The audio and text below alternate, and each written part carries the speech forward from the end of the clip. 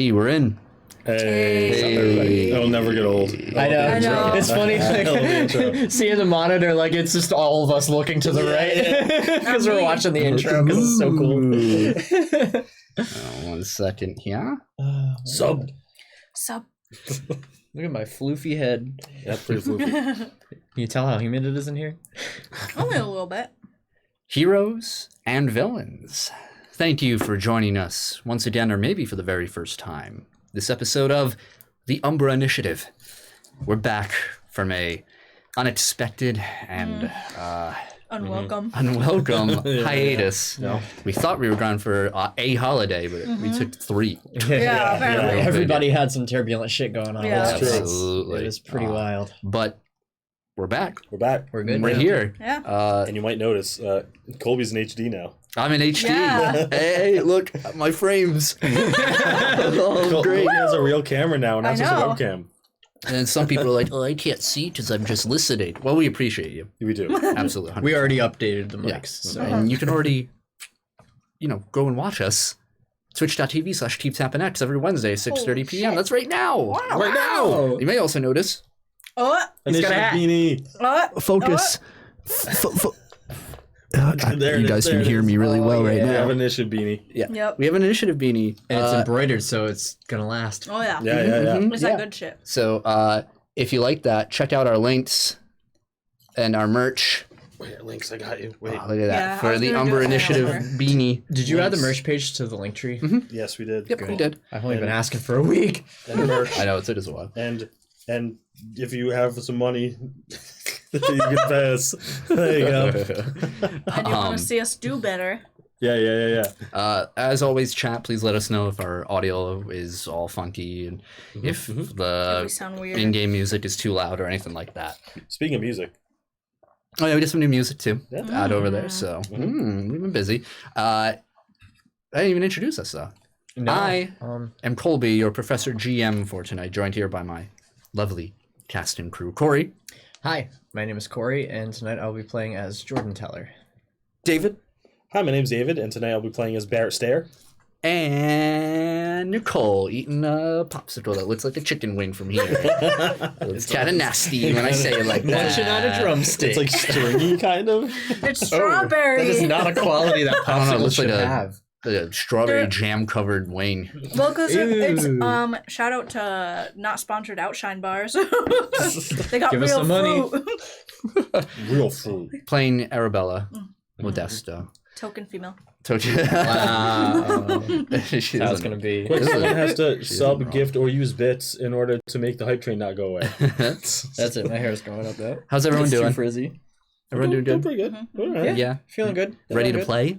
Yes. I've been ready. I've been, It's- yeah. It's been so long. It's been way too long. It's been almost a month.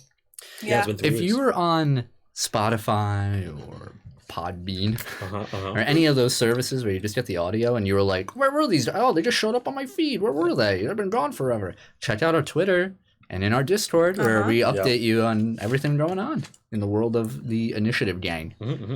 Our last session was on the 17th of. Yes, it was. Yeah. Mhm. All right. Yeah. It's the 15th. It's almost been a month. Oh my God. Yeah, It's been a month, dude. Firma dank. Firmadank. I agree, dude. Dude, Firmadunk. Firma dank.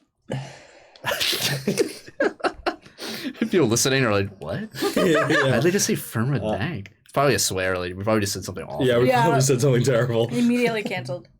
Oh, I forgot to tell you before yeah. we actually take this seriously. Not wear this. Podbean sent me an email. They were like, stop saying shit. They Motherfucker. sent a cease No, and it was desist. What did it say?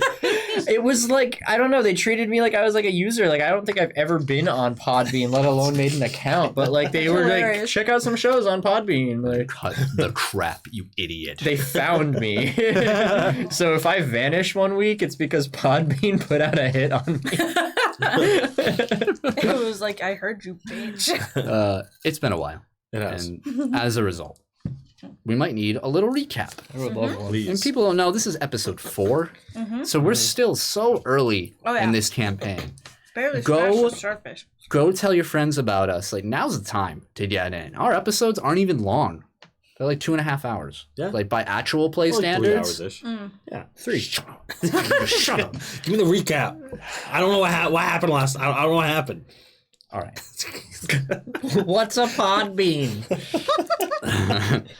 The story so far, episode 4. Our heroes have had their destinies intertwined under supernatural and bizarre circumstances.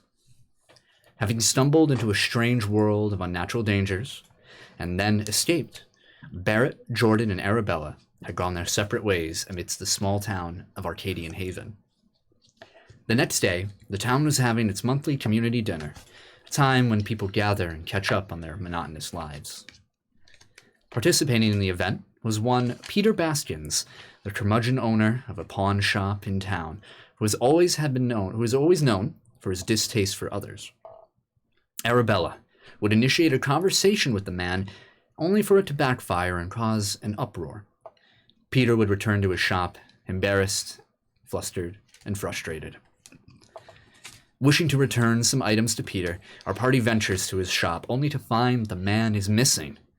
Investigating, they walk towards the back rooms, only to be taken over by a familiar sensation.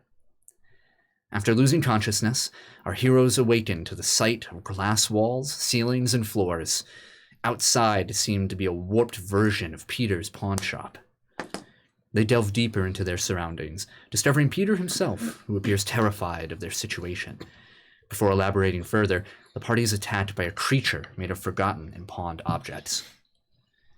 Holding off the immortal foe, our party stumbles into various rooms of darkness that housed an entity struggling to maintain a cohesive form. It had innate knowledge of the party, but conversation with it proved less than informative. Arabella confronts Peter during a particular moment of emotional vulnerability, convincing him that forming connections doesn't have to result in pain.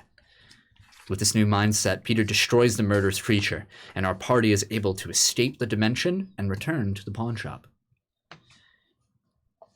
Returning to their lives once more, our heroes would find themselves struggling to process the events that have transpired, as well as tell certain parties what has been occurring.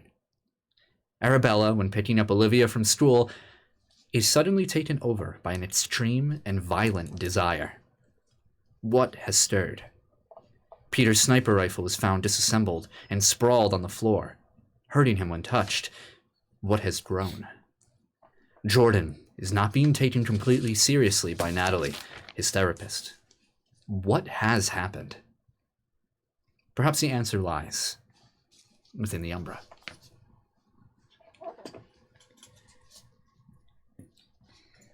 So, Let's go, baby. Neo, that is the main reason, but you don't have to apologize. I think it's really funny. I have the peanut gallery up right next to me, and I enjoy reading what you guys say. It's very. I purposefully have to not look at it sometimes, otherwise, like, especially at serious moments, because I just see it, I'm like, Yeah, because everybody that watches us is hilarious. yeah. It's true. that is true. So, I just say what I think.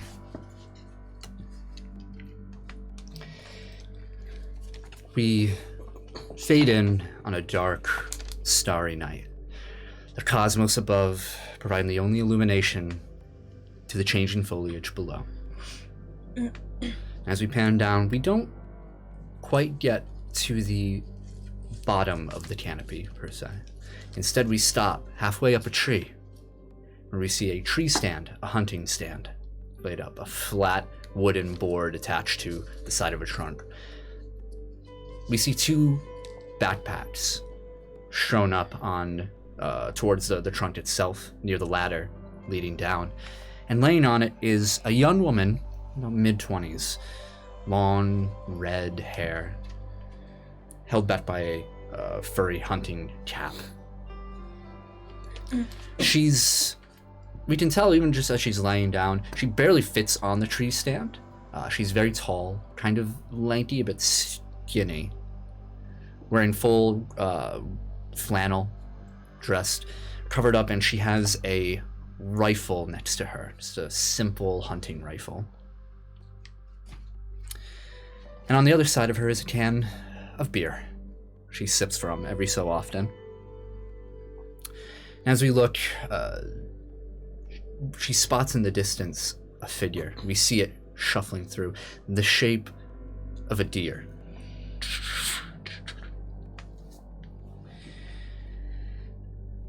The girl smiles, hoists up the rifle, looks down the sight, says to herself,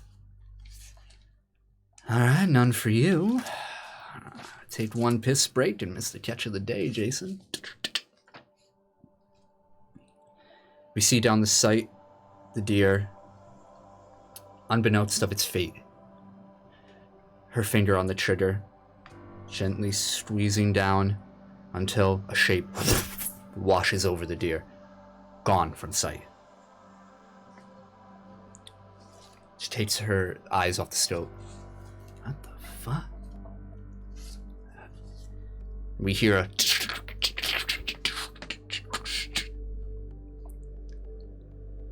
and the tree shakes. Her can of beer topples down, rolls off of the stand. She's shaken. She gets onto her knee, looks down, and sees 3 moving shapes. Difficult to see as there is no light. She shines a flashlight, but these shapes move too fast.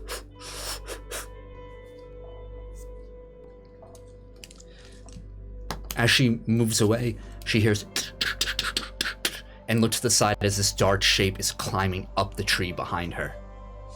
She immediately, gets down onto the ladder and gets about halfway before having to leap off, rifle strapped around her back. She rolls onto the ground. You hear growling, this sick, demented. She turns, begins running.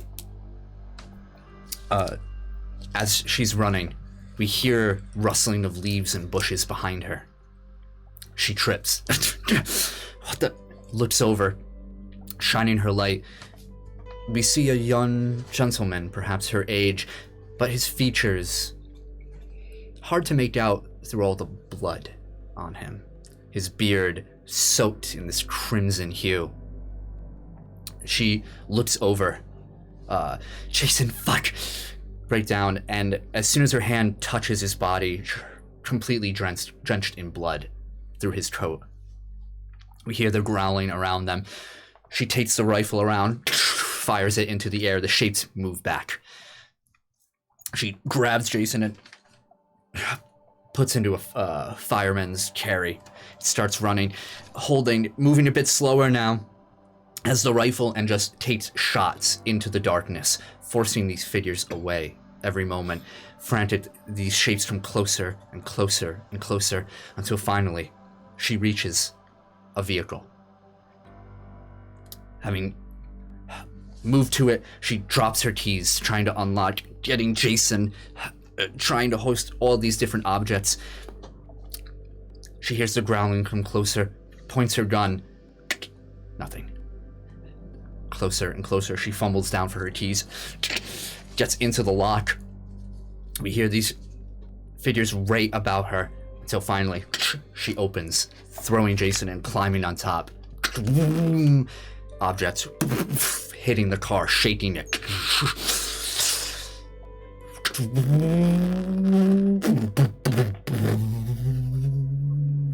We see the car drive off. 3 shapes. One of them in the ground, having been hit by this car. We see a bone jutting out, the shape, vague as it is in this shadow, and just the bone begins to snap, and the shifting figure. And we fade to black. Fucking skinwalkers, dude. Hey. They're Wendigos. Wendigo. Wendigos. I can't get this water bottle that fell again. Wow. I kicked it midway through. I got a water bottle between my Nice. legs to come down from this. Okay. So. Logic. The 3 shapes are actually Elias, Adam, and Jackie from campaign 1. So last we left off, it was Monday, September 21st. There is going. Actually, it was the 22nd. Bro. Gulp. We ended on the 21st. Oh, I see. You're right. Ooh. Okay. You're welcome. Well, Monday is the 21st. 26. No, it would be the 21st, right? I have the 22nd written down from I last have, Dates, I have dates, the, I have the dates, 21st written dates. down at the I bottom got of it. the sheet. Pretty sure. I think the 20th was the night that we did the thing at the antique shop and all that extra crap, and I think the 21st was the following day when Yeah, because you had to pick up Olivia from school, which would be a Right, Monday. and so she had you're that- the wrong yeah, and you had that motherfucker. episode No, because the day at the school. passed. I have we started September 19th, Okay. Which is what day? the first session. So that was the shopping plaza, Death Adder Bar. The 20th, This is the real game. Yeah, this No. is We, the real role playing. we went to the antique shop on the 20th. Correct. On The Sunday night, 21st was the next day. which is when all this happened. That's when he went to the therapy. That's when Yeah, you had to pick he- up Olivia because it's school on a Monday. the 20th. Oh yeah, that was the 21st, right? September 20th, contacted by James with PTSD, was by community dinner thing. We ended entering So Umbra first, Pond. Okay. the first thing Barrett So- does is look at a calendar. Wakes up in the morning like, what There fucking is- day is it? There is a time jump, so it doesn't even fucking matter. You know what? I'm glad we did this. Unless, so we are going to Thursday, the 24th of September. The 24th. Unless people want to do anything in these particular days. I don't even know where I am right now, man. You tell me. I'm going to try to accumulate pet toys. Okay. You want to try and do that in secret? Yeah. All right. Do you want any help? Yeah, with Olivia. Actually, yeah, just with Olivia. Okay. Make a stealth roll for me. Okay. I'll have her assist you first. So she Yeah, Arbella's bad at stealth. adds a plus Stealth. Stealth. She adds +2? Mm-hmm. Oh, right. Is she? Oh, I guess she's okay. Oh, wow. Nat 20. Wow. You vanish. For a total of 20. She had +2? Yeah. 28. 28. Yeah. Okay. Yeah. So, despite the ever-watching gaze of Mother Adele, and the other sisters, Uh-huh. Smuggle in the toys. you More successfully like Santa smuggle. Claus for the ferret. What kind of toys did you get? I have zero clue, like, what ferrets need, so I just buy, like, a lot of toys. Just, Okay. like, some dog toys, some cat toys, like... Like the first time you went, like maybe you took like 2 different trips or whatever. Yeah. The first time you actually like you weren't thinking really well, or maybe you didn't know, but you got like sweetie toys. Yeah. So like when Bowie's in your room, like someone's walking by and just says, you're like, what? The? It's just me, sorry. I have a fidget horn. Yeah. But eventually, like you're pretty confident that you smuggled all these in, no problem at all. No Okay. one suspects a single thing. Perfect. That's all I have. That's it. Okay. Anybody else like to do anything before the 24th? Not specifically. No. No? Jordan's going to try to pretend that none of this has happened and that he's going to continue living a quiet life in the woods where nothing interesting happens. Sounds good. It's not going well. Does he go to the bar? Most likely. Yeah. Okay. Let's talk about that for a minute. Okay. This is our first time Yeah. with him actually going in the bar. So would it be what day you want to say it was? We could do Monday night or we could do It's up to you. I mean, Monday night is yeah, it's up to you, honestly, because Okay. you went early enough. Because you went Sunday night to the therapy Yeah. thing, I believe. After Yeah, it was super late. Yeah. Mm-hmm. Please bear with us as we remember what we've done. It's been a month. It's been a month. Okay, yeah, so Monday he returns to work. Gets there like 7 in the morning, continues like normal, catches up with Mother Adele. She kind of disperses his tasks for the day and carries on, and tries to avoid Arabella and keep an eye out for Barrett, but kind of in a way of steering clear of everybody. Just to like, he doesn't want to acknowledge anything that happened and like doesn't want to like talk about it. And... Is he dismissive? Like if somebody's like, hi, is he just like... No, just like... Hey, what's up? Kind of just trying to resume as if nothing happened the night prior. Okay. So like trying to act casual, but like not. Make a general, it's like presence roll for me. Okay. Just kind of like to determine... 15. 15? Okay. I think you accomplish the act of not arousing any suspicion, you know? So like people are just like, oh, he's acting weird today. It's just more like, oh, Jordan's kind of in a little bad mood today. Yeah. Not the first time. He's been like that, whatever. He'll get over I it. imagine he's pretty moody in general, so that works. So that night, you kind of look at your dashboard. Work's done. You're saying, it's starting to get dark out. Shift gears, head towards your bar. So the bar itself, it's open as opposed to last time we tried heading off into there. Oh my gosh. Let me shift that. It's a little loud for here. Sorry about that. Let me get my notes about it up here. Yes, the Death Adder Bar. Such a cool name. That's a good name. So you see the most of the decorations out front have been set up again since the storm has passed. Right. So you see a lot of different like flags in front. Of course, you see like the standard like American flag as well, but a lot of like almost like a biker bar kind of flag over here. You know, just like these like burning skulls. It's such a different tone than everything else in the town. Maybe that's what drew you to it or anything. Maybe it's because it's the only bar in town drew you into it. There's a lot of just like signs out front of different like pulled from different places. You see like a burning angel looks like it was pulled from like a vinyl cover of some album that you just don't recognize kind of thing. It's all like that 80s metal style into it. When you walk inside, right through the door, you see on your right is the dimly lit bar. Over there, pretty modest, maybe fits about 8 people added over there.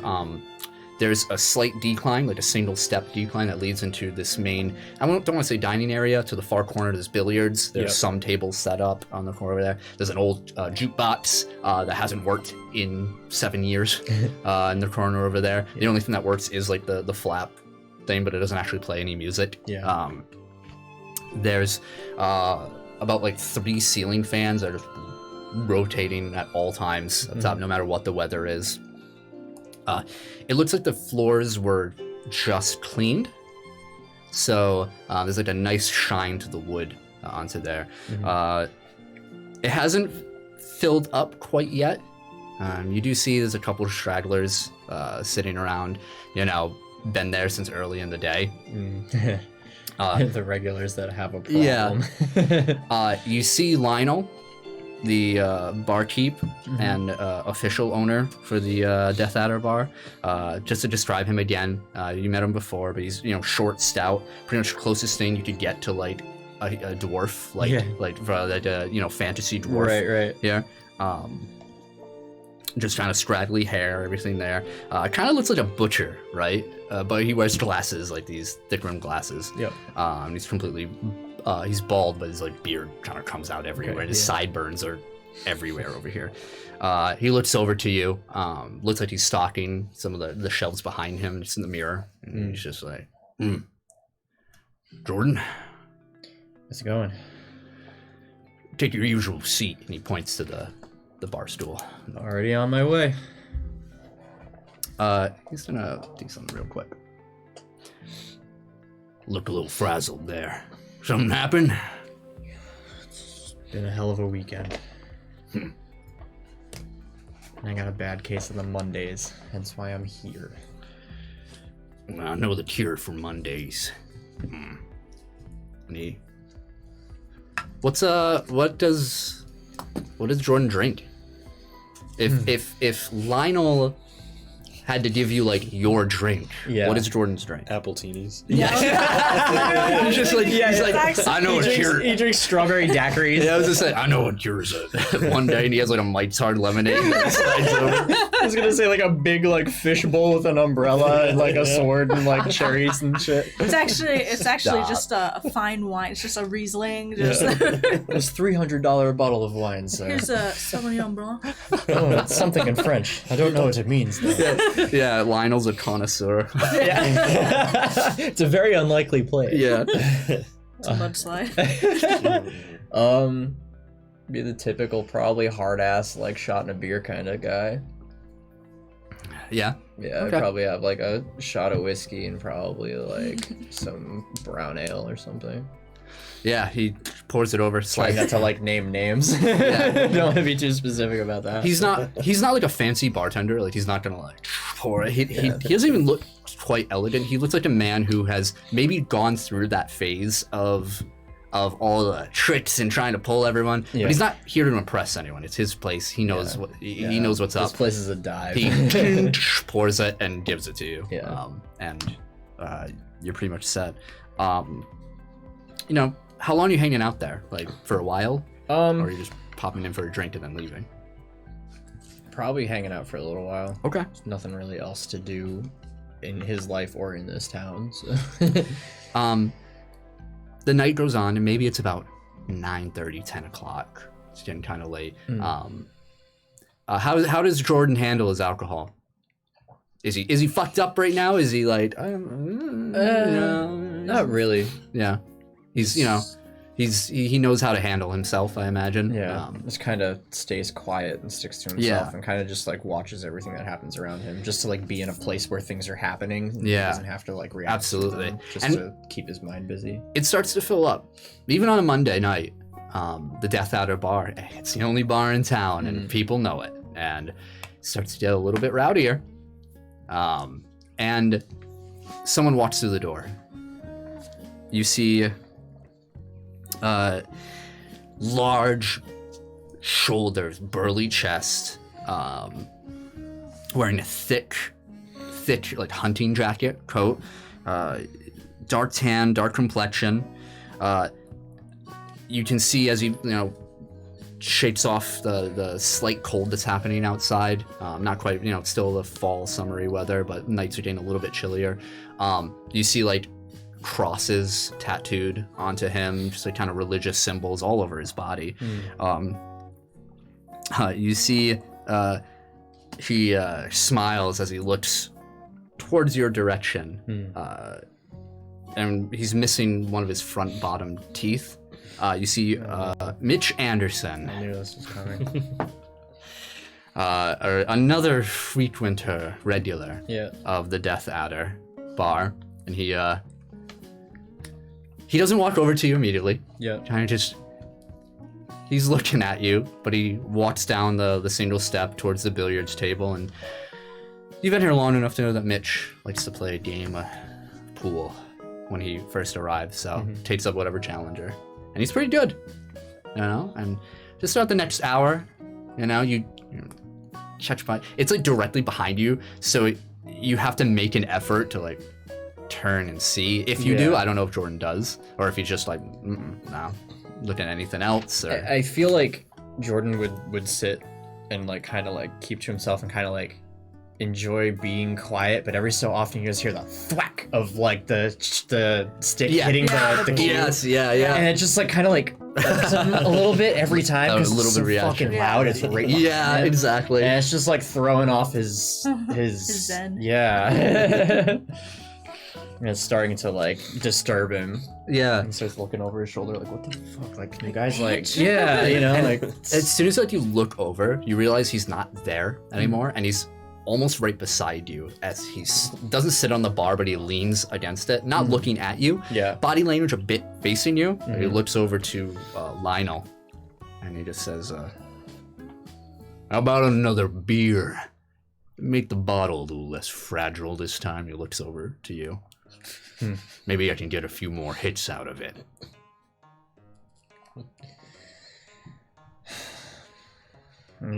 Jordan looks up from his drink and looks like straight up at Lion. Or, Yeah. At Anderson. Mitch. Yeah.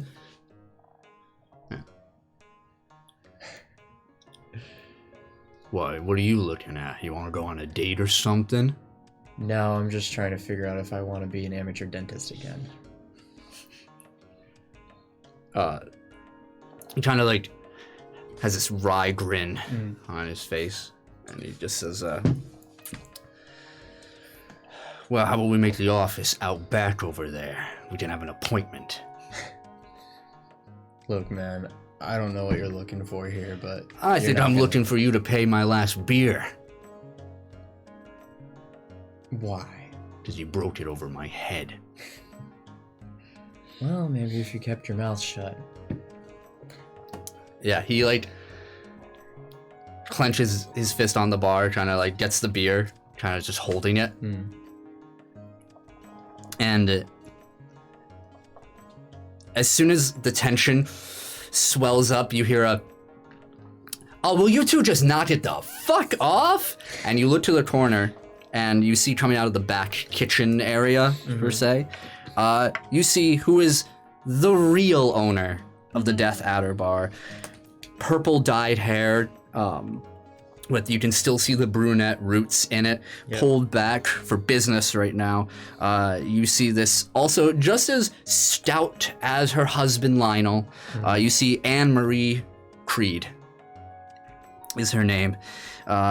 You see she's wearing this sort of this shirt that has a metal band logo. You know, the one that you can't read. It looks like a bundle of sticks. Exactly, you know, over there. Yeah. She comes over and she has like a pitcher in her hand and she puts it down on some random person's table, like, oh, and she points and says, don't touch that, and walks over to between you two and kind of pushes Mitch aside since he's standing. He'd be like, yeah, how about none of that bullshit in my bar tonight, gentlemen? I was just keeping to myself. And Mitch kind of like looks down over, and there's this sort of understanding among the people of Arcadian Haven where you do not mess with Anne Marie Creed, for that is calling the tiger into your room. Like it is just not a smart thing to do. And she grabs his beer, Mitch's beer, and kind of just pushes it into his chest and just says, yeah, I think somebody should be getting back to their game right now. She just looks over and says, you need to work on yours. And he's looks over to you, back at her, and walks back down to the billiard section. She turns to you, says, I mean, it's kind of your fault too. I've just been sitting here. You weren't doing that last time. Well, he was running off his mouth. Yeah. I'm just saying you shouldn't say anything about somebody's wife when they're not there. Yeah. She says, all right, Jordan. Kind of looks back to see if Mitch is paying attention, and he totally is. Yeah. she leans down and says, don't tell anyone you're my favorite over here. But let's try and keep it that way, all right? Don't talk back to me. Good boy. She walks over. Want one night in this fucking she's like steps away. She's like, I want one fucking night of peace. I just want my little square of room and my shop and my beer and no one speaking to me. That's it. That's all I want. That's it. You might want to go to another bar for that. If I could find one, I might. She winks at you. God damn it. Walks back in. You didn't touch that picture, did you motherfucker? Like, lying on another shot. You turn and you say that. And it's kind of weird. He's also taking Lionel's not there. And there's someone else there. Someone you do not recognize at all. And someone who looks very particularly not of Arcadian Haven. They have something that Arcadian Haven doesn't have a lot of, and it's style. He is dressed in this sort of old, like almost punk denim jacket. Has this like plaid, almost kilt on, and with leather pants as well underneath.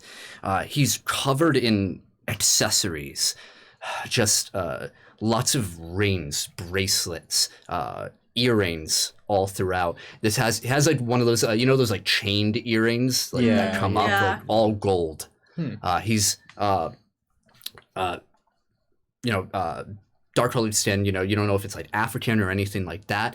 He's got a completely shaved head, long face, and he has along his sleeves, you notice these cufflinks that have hair in them, like hair-made cufflinks. And he's just polishing a glass, as a bartender is to do. And you just notice that the air around the place has changed. And he says, oh,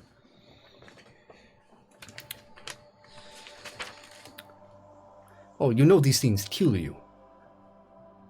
Motions to the alcohol. Yeah, like these. Not this in particular, but I mean, this probably would too. Not a sponsor.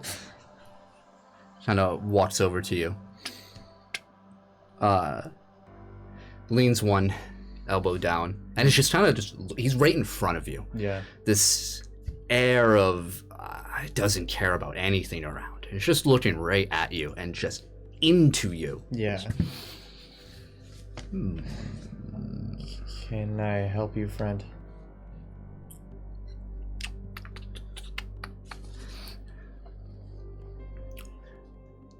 How about we get you something stronger?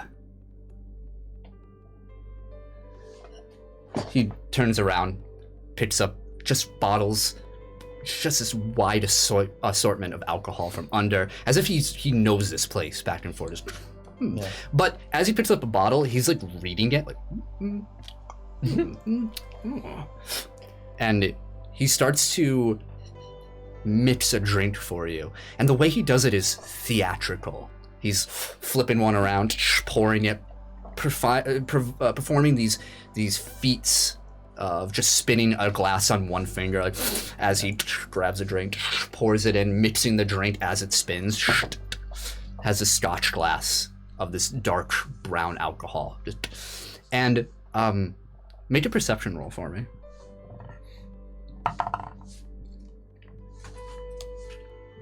Unnatural 20. You notice that the lighting around him and you starts to dim. Like around, and light is kind of focused on the two of you, almost like a spotlight. Yeah. Weird. He says, I think that will do. Gives you the drink. Jordan like picks it up off the counter and kind of like swishes it around, like inspects it for a minute. It's on the house. Who are you, friend? I am just a man here to see an old friend. Thanks. It's awful. Looks it back. It's awful. Yeah. I just got, like, this alcohol should never be mixed. Yeah. Just immediately like. It's like a worse Long Island. Jungle juice when you're at like a house party and they just mix all this shitty like liquor together into one thing. Like this is gonna get you That's fucked up. Yeah, exactly. Yeah. Definitely made by an individual who has no idea how to mix a drink. It just Like like a high cringes schooler really drink. hard. Yeah. You should be honest. This tastes like shit. Oh, the should I don't know how to do this. But But you have to finish it or it would be rude. well, I guess I should get this over with quick then, huh? And he like slugs it back. Yeah, slams it down empty. Just leans back and watches it. Yeah. Yes.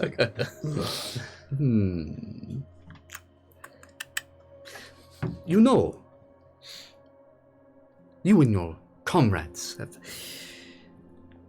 stumbled upon things that are very old and dangerous. What are you getting at? Kind of paces about 2 steps to the right, 2 steps to the left, not looking at you anymore, hands behind his head.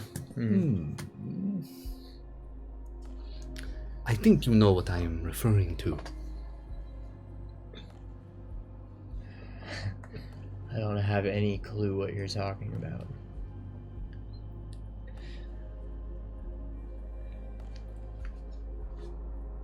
You know, I've been around for a while, and I know that it can be difficult to believe what you can see.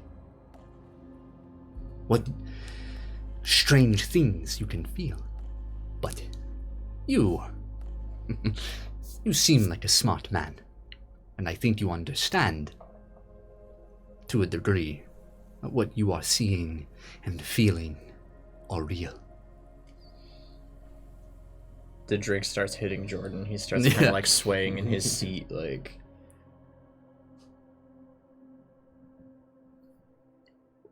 What are you talking about? He leans in, and he puts his finger on the glass that you just downed, kind of just runs his finger along the rim.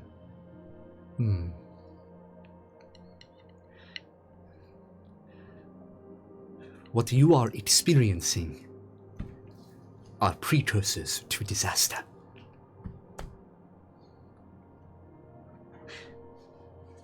But all that is fine. And he slides the glass, he just slides all the way to the end of the bar. Puts his hand under his chin. I have a piece of advice for you, Mr. Teller. How do you know my name? Respecting what has passed is important. It allows us to revere what the future can become. Lamenting shows that respect for the past. But Mr. Teller, wait too long, and you disrespect yourself.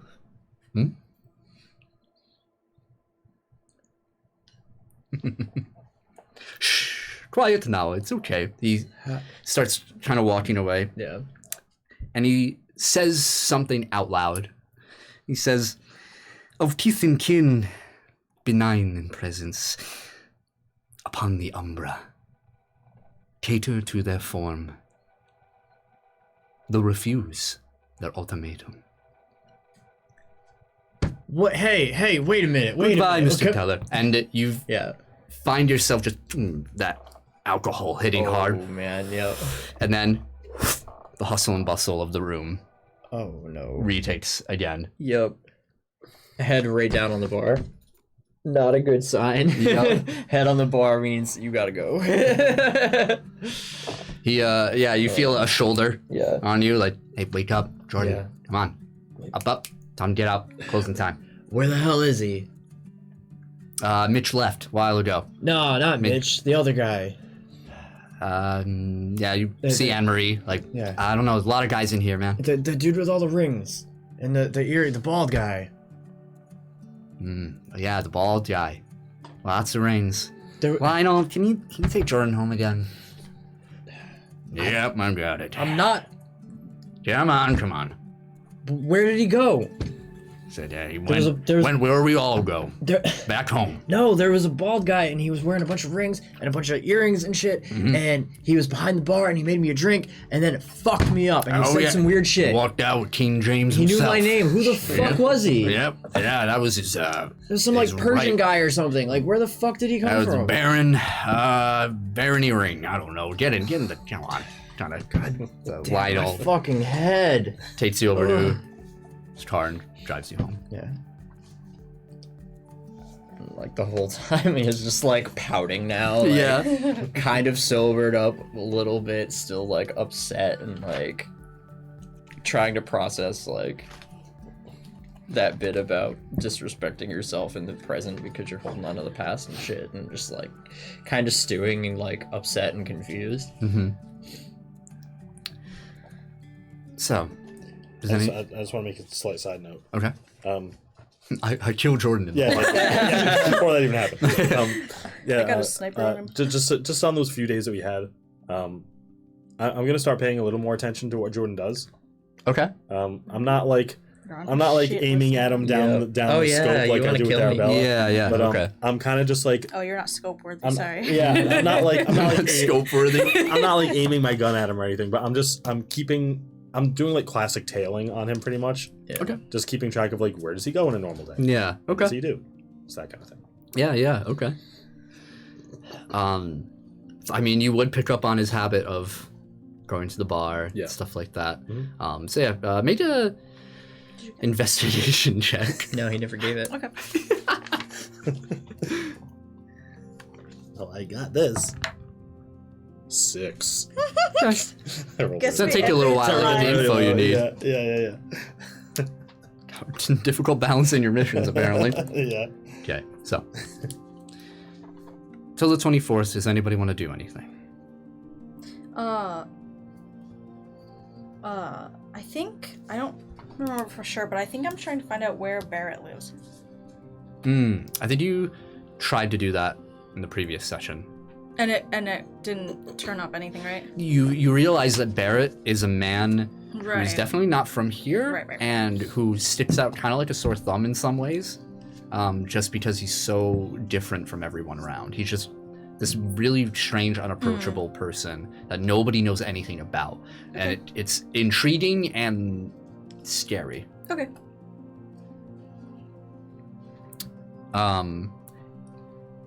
If you want to try again, I'll allow another investigate roll Uh, with a slightly higher DC. yeah. Sure. Do it up. Sure. Why not? Yeah, Investigate? try it. Try it. I'm gonna try to find you, bitch. Try it. It's investigation? Yep. Nat 20? Yeah, dude! Damn. Oh. I'll not let you use my die then anymore. No, Okay. it feels. That's a total of 24. Okay. So, how do you discover the whereabouts of a Mr. Stare? If I don't, that's fine too. If No, he's no, too you can. mysterious. I think, I mean, it depends on how you try, right?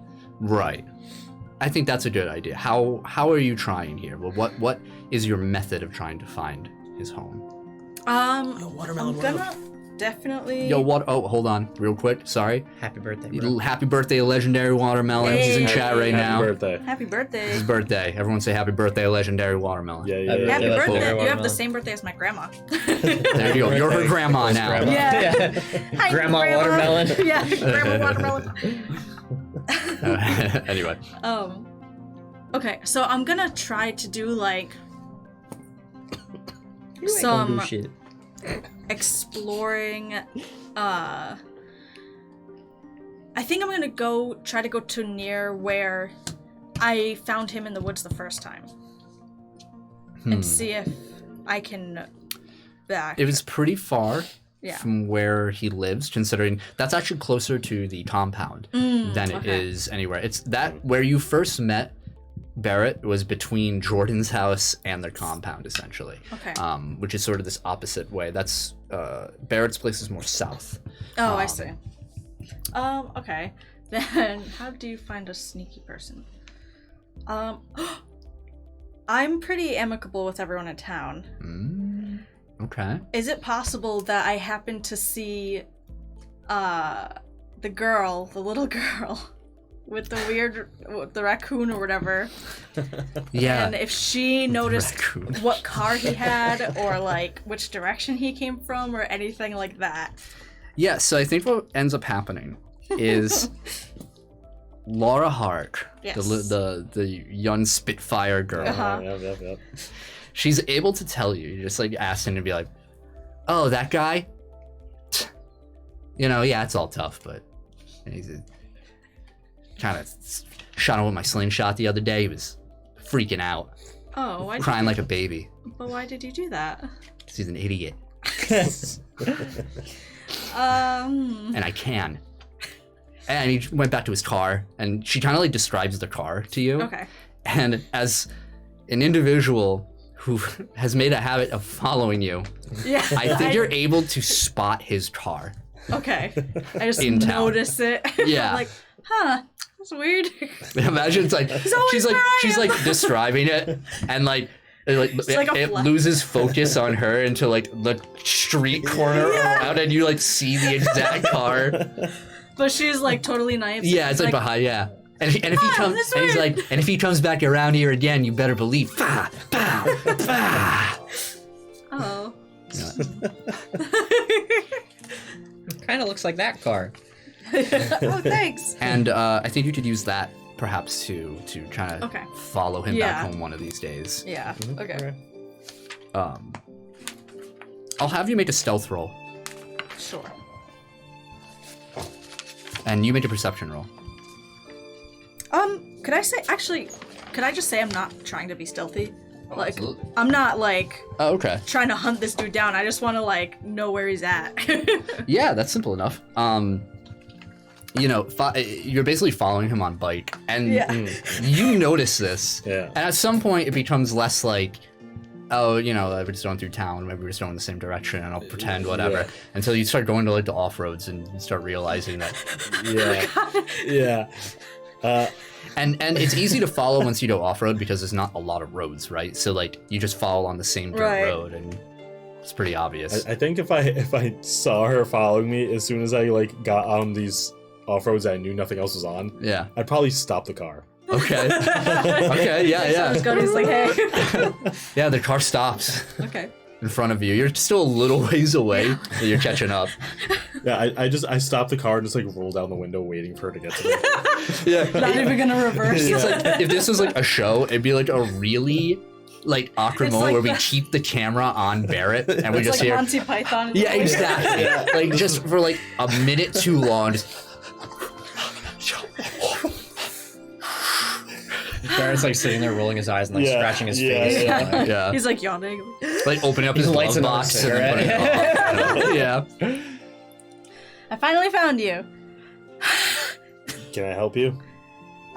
Yeah, actually. I've seen you around town a little bit, and you've obviously been to the compound, and we have been through a couple things together.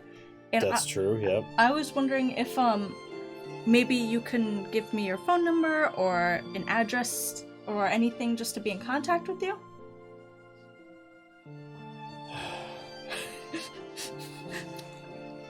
Yeah.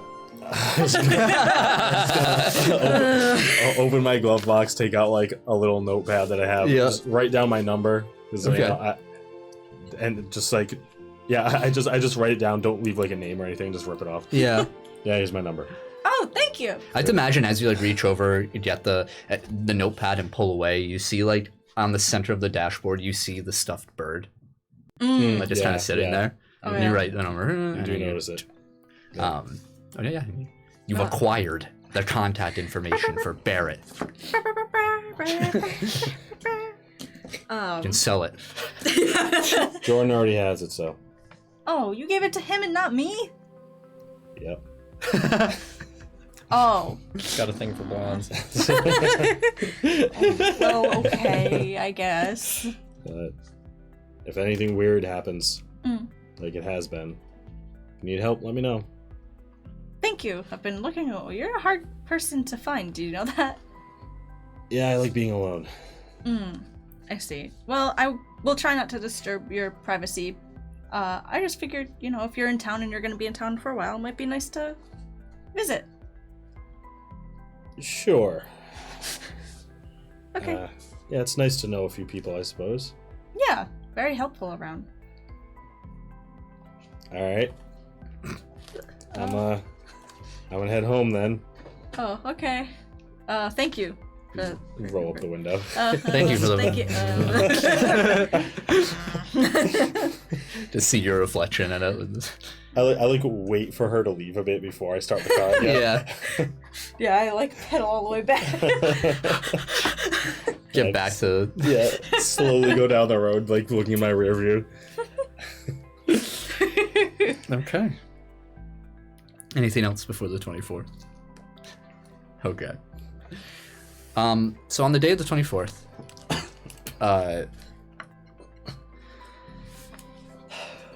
Nicole, you're sitting at breakfast with the other novitiates and the nuns, sisters, and whatnot, and you see Miriam kind of talking loud as she often does, further down from you in the cafeteria table. And she seems to be talking about something that the Arcadian Haven residents have been a buzz about. You've heard about it in town when you were searching, investigating, and whatnot, but now you're hearing it in a bit more detail. And you hear, it was about 12 feet tall, and it grabbed him and it threw him on the ground. This is what I heard. This is what I heard over here. And it had eyes with big triangles inside of them, and it just roared. And I don't know if he's going to make it through. And the other sisters are, there's like a small circle gathered around of these younger novitiates that are just, wow, tell us more. And everybody's abuzz over this particular rumor of an attack that occurred in Arcadian Haven. But the details, you haven't really looked into it yet, so you're not quite sure. Okay. As I'm listening in, I kind of like make my way over. Yeah. And I'm like, where did you hear all this information from? And you hear like that you're behind her, and you kind of like, you hear another voice in front, and you see Olivia just like, I'll tell you what you heard from a bull. Look at a bad source. Because you're wrong. It was 14 feet tall, and its claws were 7 feet long. That's what I heard. And everyone's like, "Whoa!" And Miriam says, "Don't listen to her. Don't listen to her. It was 12." Are we talking about something fiction or? Oh no, quite real. Quite real, dearie. Happened in town earlier in the week. I don't know if you know, the hunting lodge over there had a bit of an accident, an attack. Biggest bear they've ever seen. Came in and ripped one of them apart. It was absolutely bloody. Oh, that's horrible. It's terrible. I hear the young man is he's at the urgent care facility right now, but I think he'll pull through. God willing. That's a terrible thing to hear. Do you know who it was by any chance? Oh, it wasn't a person. The person. Some young member of the hunting lodge over there. What's his name? Kyle. No. And Olivia climbs up. His name's Jason. Yeah, Jason over there. They talk about him in school sometimes. Jason. Yeah. That was it. Okay. Oof. When did this happen, do you know? I think it was Monday, Tuesday night. Oh, and that poor girl next to him. She's his friend on the hunting trip. Well. Did she get attacked as well? No, not that I know of, but she's pretty beat up over it. I guess they were close friends. Yeah. Well, maybe we should do something nice for them. I mean, that's what we do, right? Everyone looks over to you, like, and you hear to the side, you hear, "That is an excellent idea, child." And you turn to see Mother Adele, and everyone around that circle now is like kind of shirts away, like gossiping circles like this maybe aren't the highest priority on Mother Adele's what you should be doing list. Right. So they're looking a little abashed, but Mother Adele steps forth and is like, "Yes, I think that is a great idea. We should maybe collect a basket of items for them. Something that might ease, we can make some of our salves that we like. She like ushers you like with her. You know, you have like your unfinished breakfast, but she like doesn't yeah. And starts to go towards the nurse's office over there, where you keep a lot of like homegrown kind of supplies, stuff like that. And she stops midway, and and makes you follow outside. And conveniently, working outside is a Mr. Jordan Teller. The front. Maybe you're just getting out of since it's breakfast time, you're just getting out of your truck. Yep. Mr. Teller. Mr. Teller. Yeah. Hi. Good morning. It seems I don't know if you heard any of the rumors that happened in town, but there is quite a violent and awful experience that a young man has undergone. Something with a bear, right? Supposedly. And I know we are running a bit low on some of our garden supplies. If you could prioritize, I'll make you a list of getting me some of that today. Yeah, certainly. Thank you very much, Mr. Teller. And she pulls you again. Mother Adele is now in like business mode of like get shit done mode, and she's pretty efficient and good at it. Yeah. And takes you to the nurse and starts taking like an inventory, kind of just overriding your morning. Yeah, I'm just like I like am pretty dutiful about it. I'm like okay, but like at the same time, every so often I'm like trying to figure out how to like get out of this situation.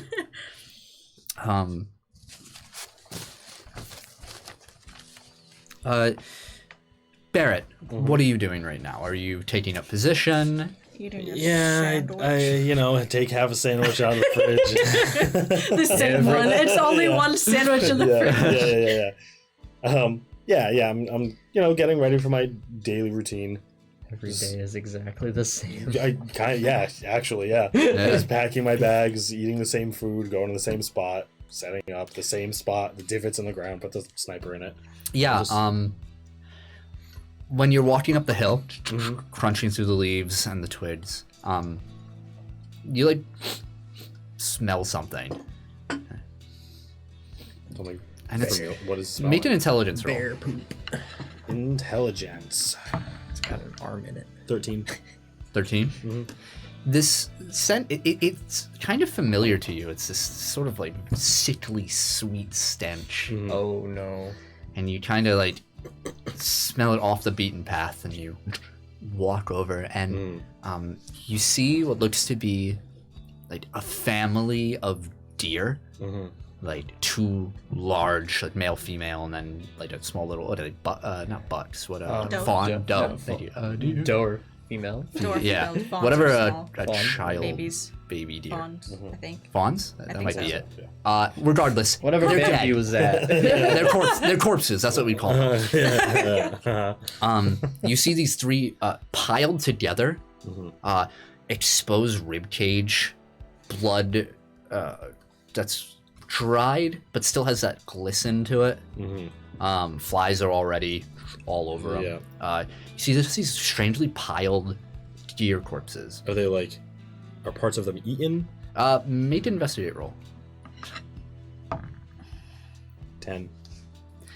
Yeah, you see that like chunks are ripped out, but whatever started eating it clearly didn't finish. If it was eaten at all. It's definitely not like a fine chop. Yeah. It's like bite marks. Can I use tracking to see if there's blood on the ground? You see one other detail. Okay. On one of them, like you kind of just looking over like, what the?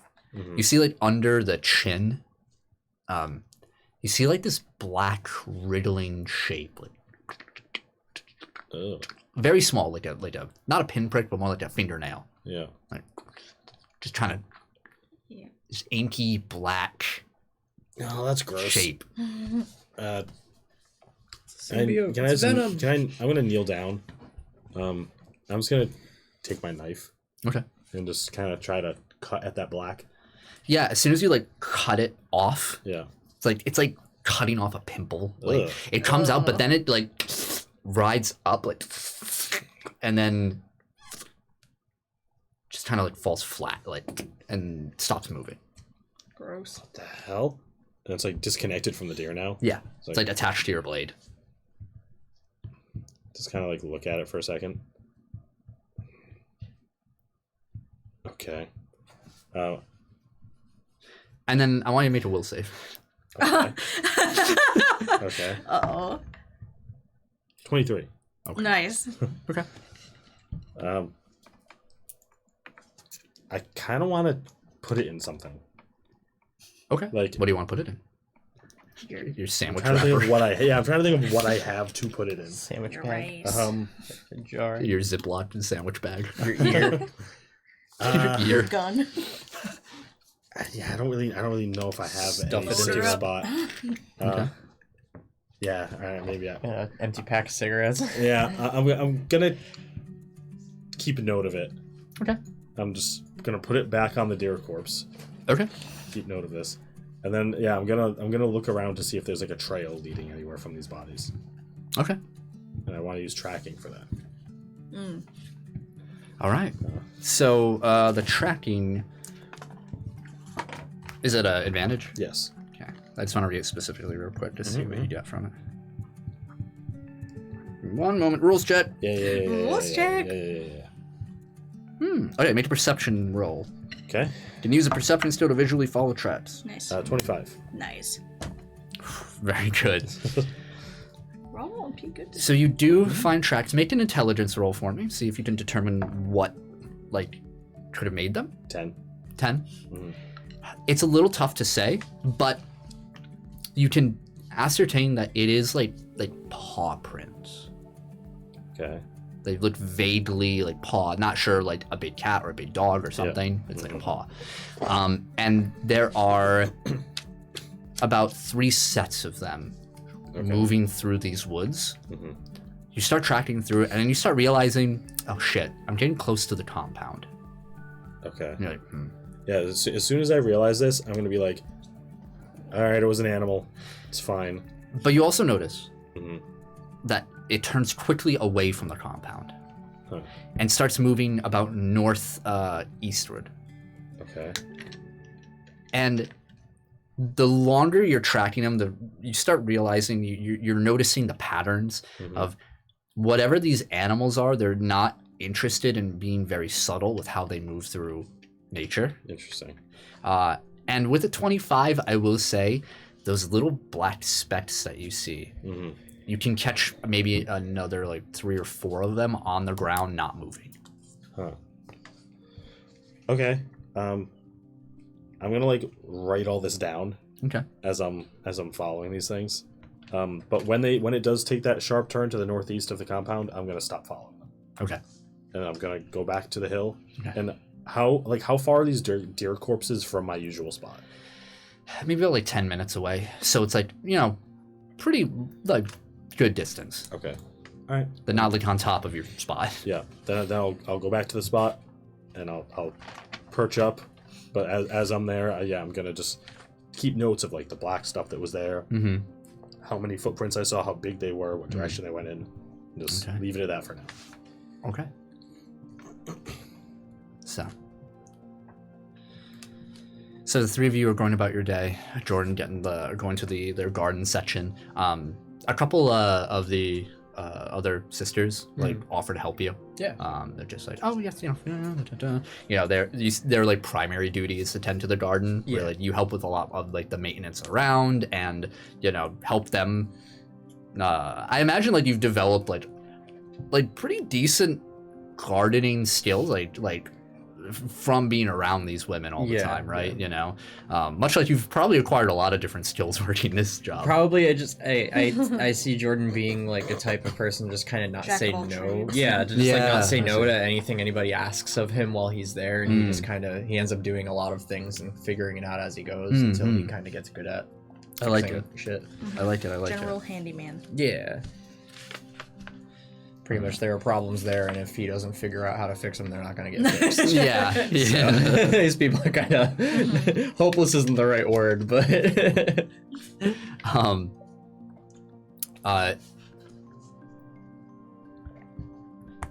Arabella, you collect this very small basket of all these different like home remedies that Mother Adele and the other sister have put together. Okay. She says, child, since it was your idea, I think it would only be right for you to make the delivery. On behalf of all of us. How far away does that happen to be? Probably too long for you to ride your bike, child. Yeah. Unfortunately, and she kind of like looks out one of the windows and sees we see Brother Lewis under the still mostly totaled Alright. pickup truck, and he's just trying to fix it up. It's been there for a while. He's been preoccupied doing that for quite a bit. Okay. And he's making progress. I just pictured him stuffing an airbag back into a steering wheel. God help me.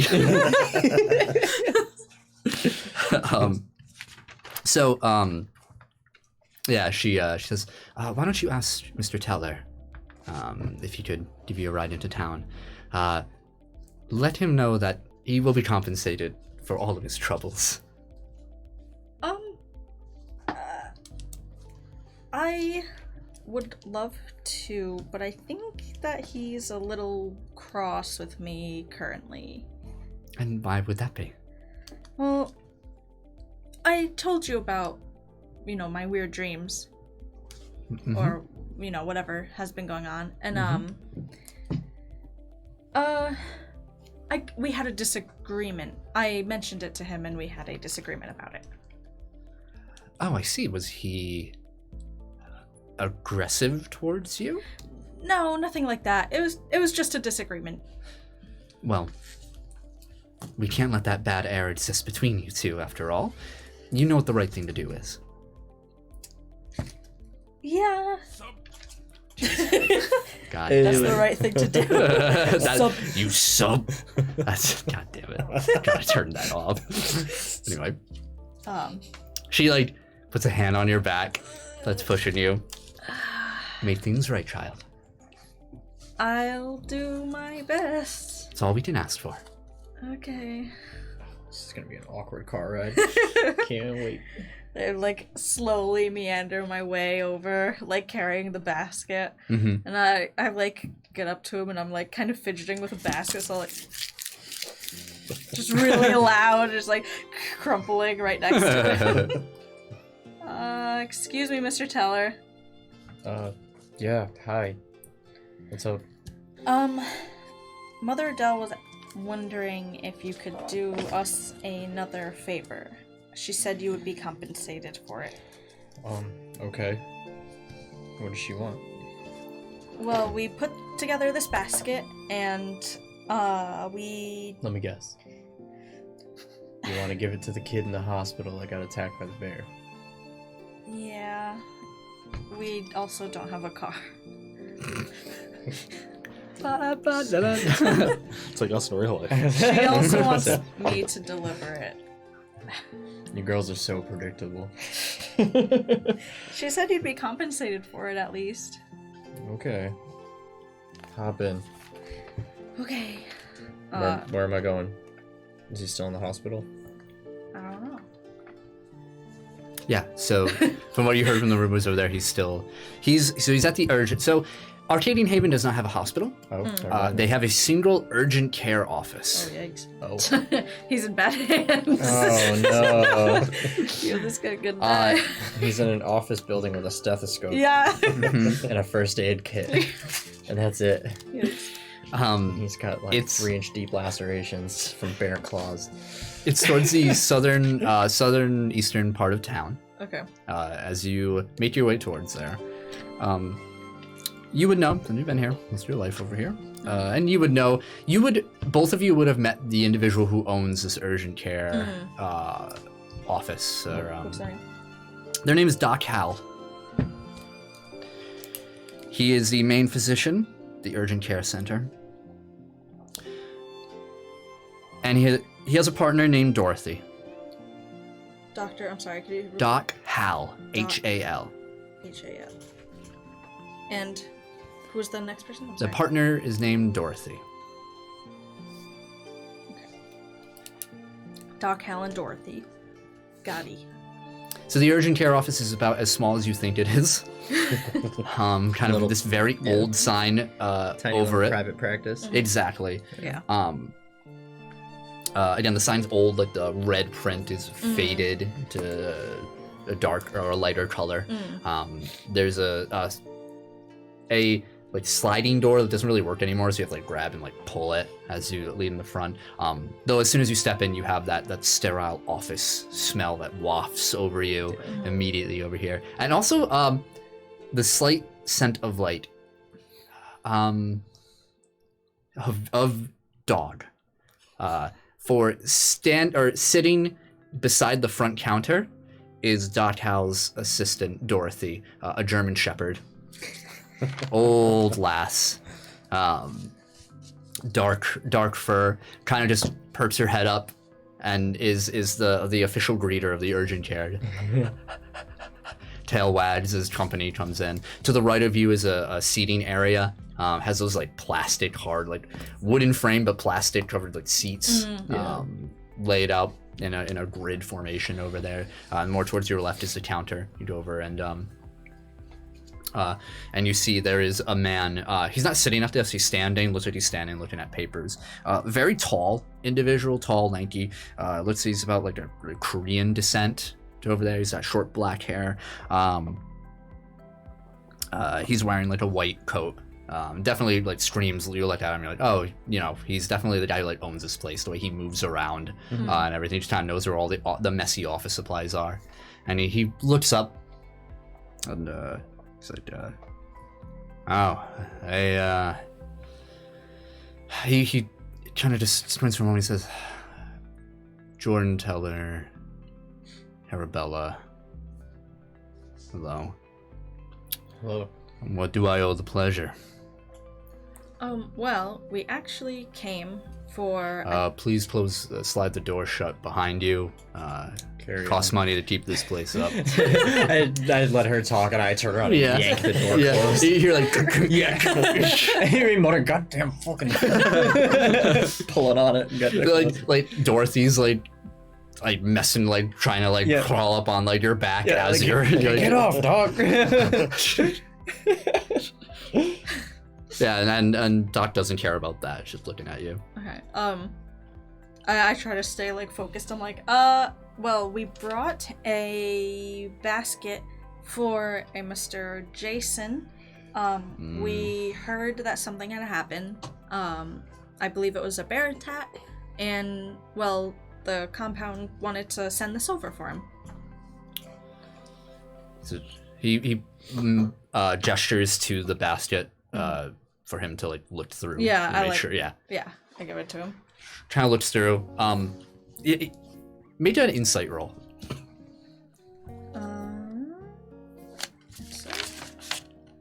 Oh, okay. Oh, yikes, 6. Doc Hal is an infamously difficult man to read, because his main emotion at all times is apathy. He's just this very apathetic, dry person. So he's looking at everything, and you can't tell if he's like, he just like doesn't approve of what you've like sent, like these like home remedies or anything, or if it's just him, like he's oh. You know who I'm picturing? Who? Ben Stein.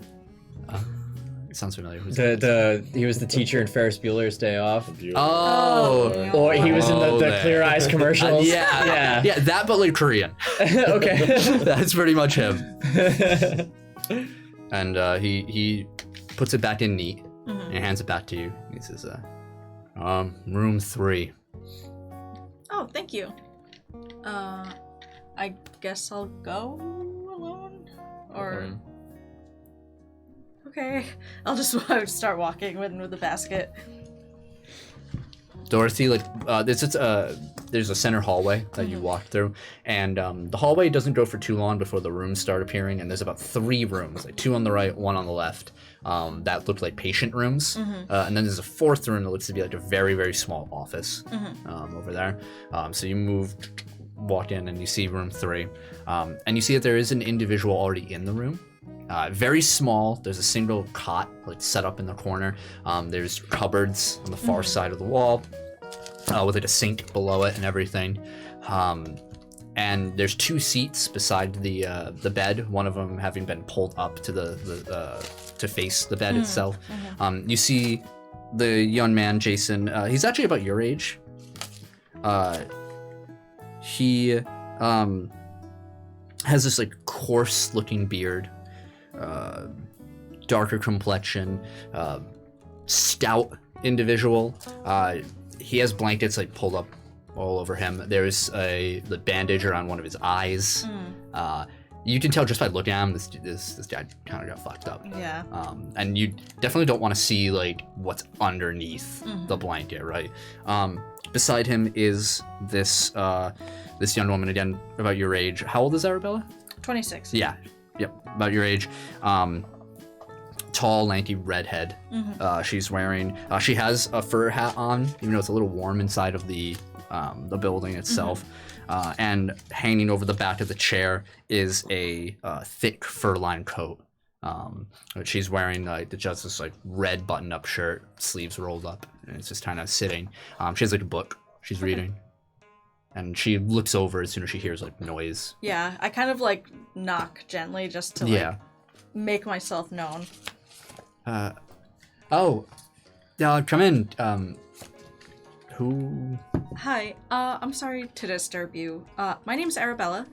I came from the Order of Enchir Relinquere, and we, it's not too much, but we heard what had happened, and we thought, we would try to help out as much as we can, and I kind of, like, awkwardly handed her the basket. Yeah, she, like, after looking at him, I'm, like, looking it down, and yeah, she's like, oh, wow. Wow, thank you so much. She grabs it. Yeah, like, it's not too much, but... Kind of looks through it a little bit, like, oh, wow, this is... Oh, cool. Like, and she's, like really admires the gift or everything. She says, wow, yeah, he's gonna love this when he wakes up. Oh, good. Yeah, she's like, yeah, she turns around, like, puts it on a bedside table. Says, Arabella? Oh, Lacey LaCroix. She shakes your hand. Yeah, I shake her hand. Please. How did you... I'm not saying this in like a rude way or whatever, but how did you know about this? Oh, I'm sorry. It's a small town. Yeah. Yeah. Arcadian Haven doing its thing. Yeah. Got it. But, I thought something good might come out of it. Yeah. All the gossip is not something we like to... I mean... It keeps people out of the woods at night. I think that's what's important. She just kind of looks at Jason. Rubs her temples. How are you both doing? I mean, could be better. Kind of gestures over to him. Yeah. I just wish I could make sense of it. What do you mean? I don't know what they're saying. I don't know if anybody else has seen anything, but there's some... I don't know. Whatever it was that did this... wasn't a fucking bear. I don't mean to pry, and please tell me if I'm crossing a line. I kind of like look behind me, and I kind of like whatever door or curtain or whatever's there, I kind of like... Yeah, there's the door. That was open and I got there, so you can shut it if you want. You can hear like Jordan getting like licked. Yeah. Like Dorothy's just like jumping, like trying to just like slobber all over him. Yeah, I kind of shut it a little bit, and like I have been noticing some weird things around here lately, and I heard some gossip, and I'm just curious what you saw, because something strange has been going on here for a little bit, but nobody seems to believe me. I kind of like as you crack the door, and she puts her hand on it and just completely shuts it. Yeah. Says, if we're talking about weird shit, yeah, I think what I saw out there was pretty fucking weird. I've been part of the hunting lodge for most of my life, since I could hold a gun. Wow. And I've never seen anything like that. Nothing that fucking aggressive. Were you able to see what it was? No, we were out late. It's fucking dark. I mean, honestly, we shouldn't have been out at that time anyway, but like you said, it's a small town, and he'd get kind of bored. Yeah. Well, I wonder, would you be able to tell me where this happened? To do you one better, I can show you. Would you be willing to do that? I know it's not a good time, but if you do find the time to do so. No, I want to go back. What for? To get whatever fucking did this. I worry that this creature might be a little too aggressive. I would just... Yeah, that's why I'll go prepared. And if you want to get some buddies together, we'll go and fuck that thing up. For Jason. I kind of like look over to him and I'm like, can I tell you something that I've not told anybody yet? Sure. Well, I was in the woods one night, and all of a sudden these weird, strange, just these lights and these shapes started falling from the sky, and it looked as if it looked like it made its own light. It looked unnatural.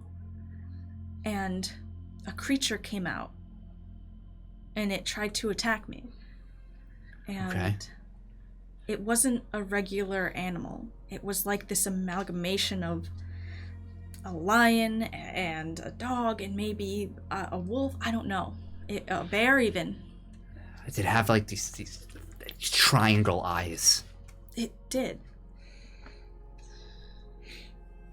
Fuck. That must be the same fucking thing. You know, I'm glad you got fucking away. Then we need to stop it before it hurts someone else. There's another thing though. I don't think that it's able to be stopped. I mean... I've never seen a beast I can't stop. I think it's more complex than that. I've not been able to do much research, obviously. I have no idea if what I even saw was real. But before we go back in the woods, I think it might be wise to go during the day and scout before we do anything drastic. That's the fucked up thing. I went during the day, shortly after this happened. Couldn't rightly track it. These things are wild. They must be nocturnal.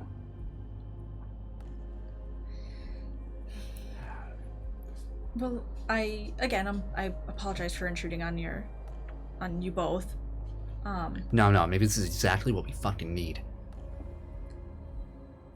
She goes to the bed and takes the jacket off the chair and starts putting it on. She says, I'm gonna get things ready. How about later today, dusk? No later. Or twilight, I should say. Before the sun goes down, we must be out. Yeah. Yeah. Fuck yeah. Be careful who you mention this to. Yeah, well, everybody knows about it anyway. They think it's a bear. Well, when we bring it back, we'll show them it's not a fucking bear. Okay. She like turns to, she puts the chair back against the wall and then puts a hand on Jason's shoulder with a blanket. and she whispers something, and then opens the door. You two. While that conversation's happening, I wanted to call Jordan. Okay. Yeah. So I'll answer the phone. You just hear like, just pet her. So calm down. Like, I'm dealing with it. Can you just get your dog off of me? That's it. Prop phone. Right? Cute. Barrett.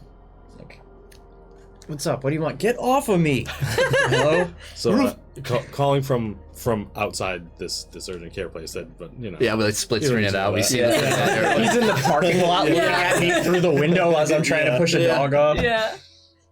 Jordan. Barrett, what's going on? Get off. Down. What? I came across something weird earlier today that thought you might want to know about. Oh yeah? I was out for a hike, Mm. and I noticed a few deer corpses, which I normally wouldn't, care too much about. Yeah. But they looked oddly stacked up, torn apart. Had some weird kind of black goo coming out of its mouth. Black goo. Looked alive. That's what kind of caught my eye. Kind of been similar to the weird things that have been happening to us lately. Think another one might be coming, so you might want to watch out. What did you do with that goo? Did you kill it? I stabbed it, it stopped moving. But, Huh. tracked it a little ways through the woods. Looked like it was heading to the northeast. So, just keep an eye out. Watch your back. Okay, thanks for the heads up. Yeah. Let me know if you come across it again. I guess I'll do the same. Okay, yeah. Stay safe. You too. Alright. And hang up. I like the button. One second. Okay. That was weird. And maybe about a couple minutes after that, walking out into the lobby is Lacey and Arabella. Lacey kind of just moves ahead of you, kind of like, not like with you, but just like very determined now at this point. Doesn't say really hello to you, not really a reason to, but kind of just walks by you, Jordan. Yeah. And just turns and says, I'll be back later, Doc. And he's just like, I turn to Arabella. I'm like, who's that? One of Jason's friends. Jason? The man who we were giving the basket to. Oh. How's he look? Not great. Definitely could be doing better. But yeah, we should. Shame. Yeah, it is. We should head back. Okay. all right. You guys drive back to the compound, having completed your mission. What do you do? How's that drive? Yeah. Oh yeah.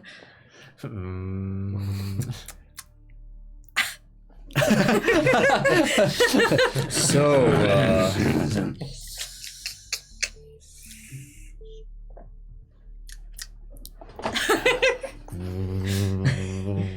Just to clarify, she said to meet somewhere. Did she tell me where to go? Yeah, she would give you the details Okay. of like a particular spot.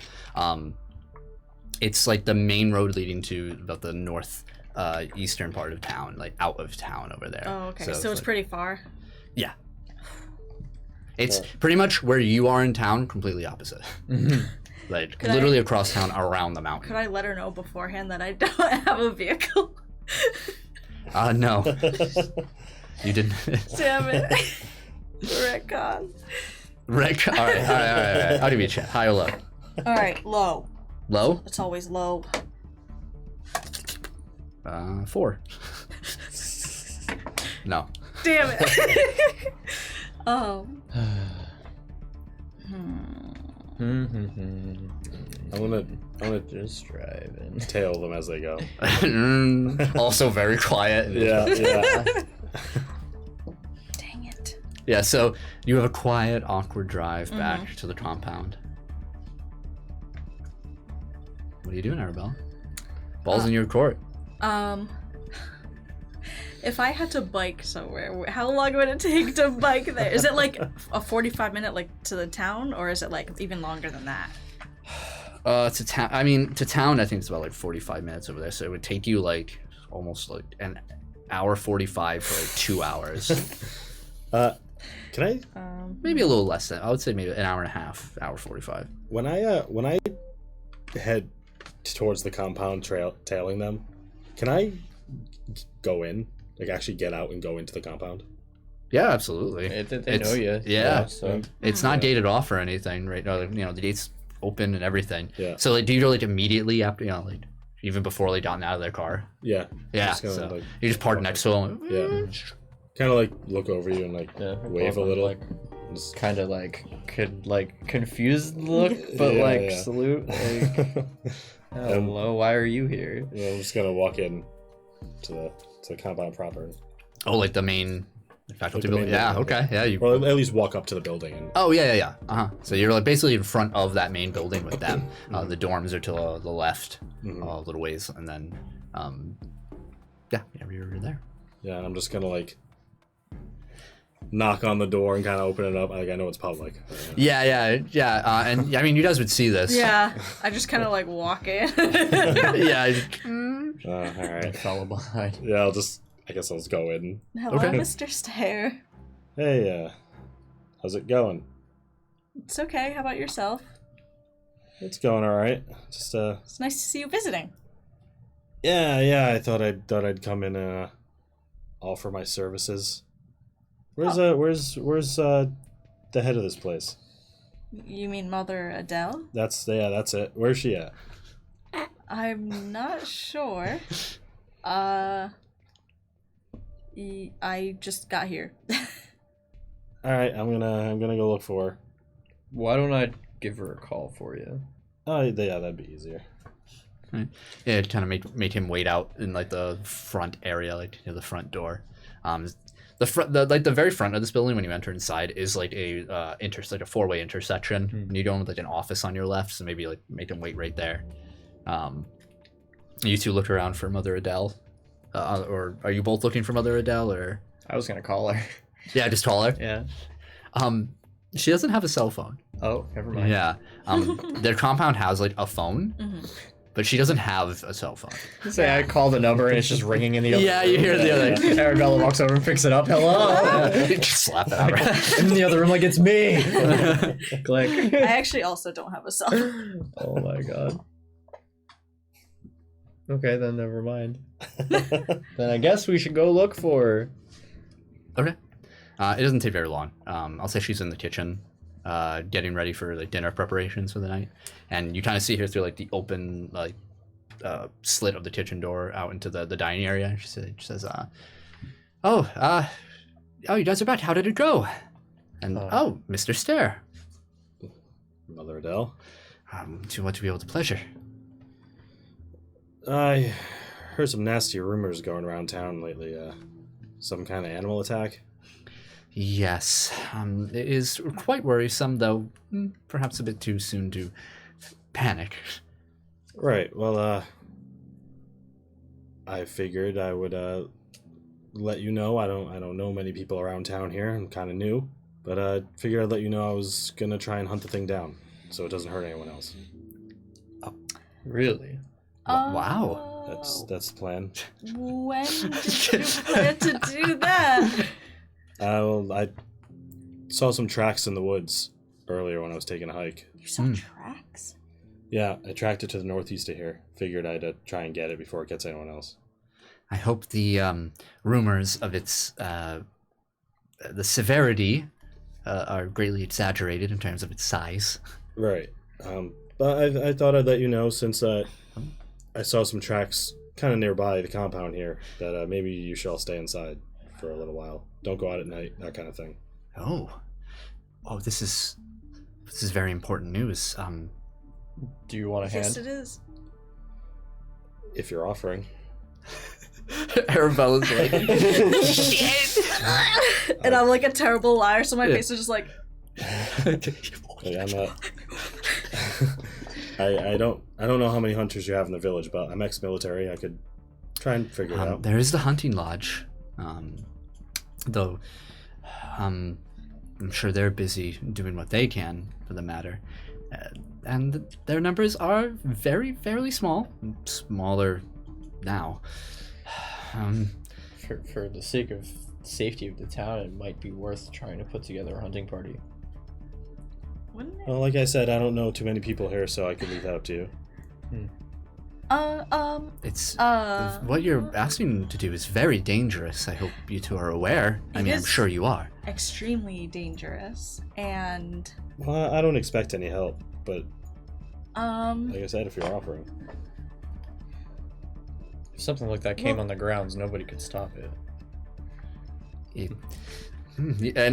She like looks visible, like she was like totally normal when you walked in, like talking, but now you guys really keep talking about this and like the threat of it, it's like starting to like not steve her out a little, but she's make her nervous. yeah, exactly. There's a nervous tension to Mother Adele. I'm like behind her, being like. My main purpose in coming here is to say maybe just don't go out at night for the next couple days. Stay inside. Yes, I will instill a curfew. That's Okay. a great idea. Okay. Perhaps while these rumors are still circulating, I should stay at the compound. I mean, they are just rumors, right? We don't want to let this get. Well, better safe than sorry. Of course, we'll have a room prepared for you. Thank you. Well, I'll keep tracking this thing for the next couple days. If nothing turns up, it's nothing. If I find something, I'll let you know. Please do, Mr. Sarah, and please be careful. And Jordan, if you help as well, please take the utmost care. Of course. All right. If there's anything we can do to assist you, please, if it's within our power, and I will pray for you. Thank you. Thank you. Here, I'm again gonna write down my number on a piece of paper Okay. and hand it to Mother Adele. If you see it around here, if you need assistance, just call. Very good. Can I, Mr. Stair, you didn't get a good tour of the compound, and I think that would help with your tracking. Can I show you around? That is a wonderful idea. Yeah, sure. Yeah. And please, I apologize for us being so rude as to not offer it to you when you first stayed here. No, that's perfectly fine. Well, it was a little rainy. Wow. And we didn't have power. True. Well, please, yes, give Mr. Stair a tour of our facility here. I'm going to put this in our Rolex. Okay. Mr. Teller, you should join us. Rolex. I'm like kind of like more like in the thought process of like what we should do about the thing. Yeah. Maybe we should like contact the authorities, let them know. That I like going on, quickly. I'm and like, maybe let's we go can for get, a walk, and I like animal control. I or grab something. both of you by like There's a the bear. arms, and I just like start Like, what? Hey, marching. Listen. What's wrong with you? Yeah, you're acting bizarre. Well, okay. So here's the thing. I went and I spoke with Lacey. She's the one. Who's Lacey? She's the one who's friends with Jason, and she was there. Jason. Jason, the kid that got attacked there. God, you guys! Look, we all need to be on the same page here. Okay, This is the person who got attacked important. was is in the hospital. Who we just visited. His name is Jason, and his friend Lacey was the one who was there with him when it happened. Now, Okay. I thought that was his sister. She spoke with me today, and we had a private conversation, and I think that it was not an animal, but one of those creatures that we saw with the weird eyes and the triangles. Oh yeah, it is 100%. So What? you just Wait. Fuck. how do you know? Do you see it? I saw tracks in the woods. Damn it, not this again. This shit's real. Yeah, it ate some deer corpses, stacked them all together, and it had this black ooze coming out of its mouth. Oh my goodness! Oh, yeah. Barrett called me earlier and let me know. You didn't. What? You guys, I'm a part of this too. You can't just leave me in the dark. A part of what? This is what's happening. This isn't a thing. This is See, that's this is victims of circumstance. you can no longer ignore what is happening. It's happening to other people. It's not just us, and we can't keep putting other people in danger. I was gonna go kill it. Look, I called Jordan. Expected him to tell you. Don't look at me like that. Well, need a group chat. It's Okay, bottom line is, Lacey said she would show us where the attack happened, and today, before dark, and I think that we should do that before we go on any hunting endeavor. Wait, you planned on going there alone? I was gonna be with her. She's a hunter. Is this Lacey person capable of their liability? No, they seem very capable. I mean, they said they've been hunting their whole life. You should not go. You didn't tell me anything. You have no right to tell me what I should and should not do. We'll all go together with this Lacey person. We'll find it. Maybe it's just a bear with some weird disease. Rabies. The term you're looking for is rabies. Yeah, that's it. She said that she would meet, and I tell you guys where it is. And she said to meet there around twilight, and that way we could see if we can figure out anything about this, what triggers it, why it's around, and hopefully maybe we will never see it again. The hell is twilight? Dusk? What time? Oh, before it gets dark. They said around What is like it, 1886? yes. We meet Let's at say- dawn. We ride at Say twilight. around like what is it? September like 5. Okay, so 5 o'clock-ish, we'll meet with this Lacey person. We'll head up to the forest, Yes. and we'll see if there's a thing. Yeah. We'll see if we could learn Alright. anything about it, if we could get rid of it. This, It's too dangerous to be just hunting as if it's a regular animal. this isn't a good idea. Probably not, but hey. In best case scenario, it's a little animal control. Worst case scenario, we'll adapt. Secondly, you are a little strange. Fuck you. Did you? Well, last time, I mean, can we talk about what happened in the antique shop? No? No one's going to Nice. say anything because I, for one, am lost. I try not to think about it too much. Well, you are in New Hampshire. You are in a town called Arcadian Haven, and boom, you're not lost anymore. Thank you for that clarification. Glad I could help. I'm not exactly sure what happened, but whatever it was, we dealt with it. I've done things that I've never been able to do before. Ever. And Time can insight roll. Yeah, absolutely.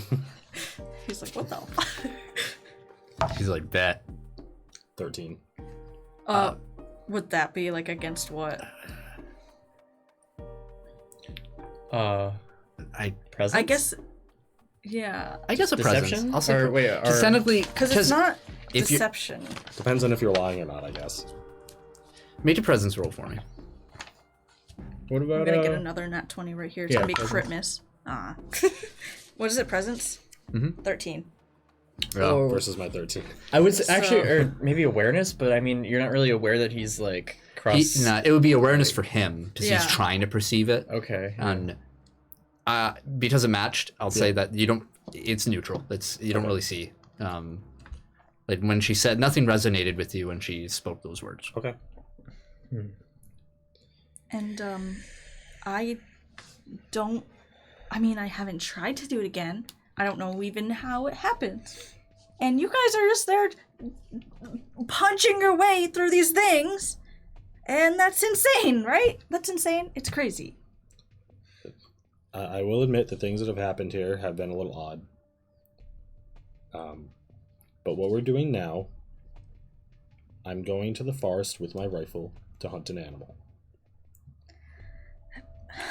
Real, tangible things.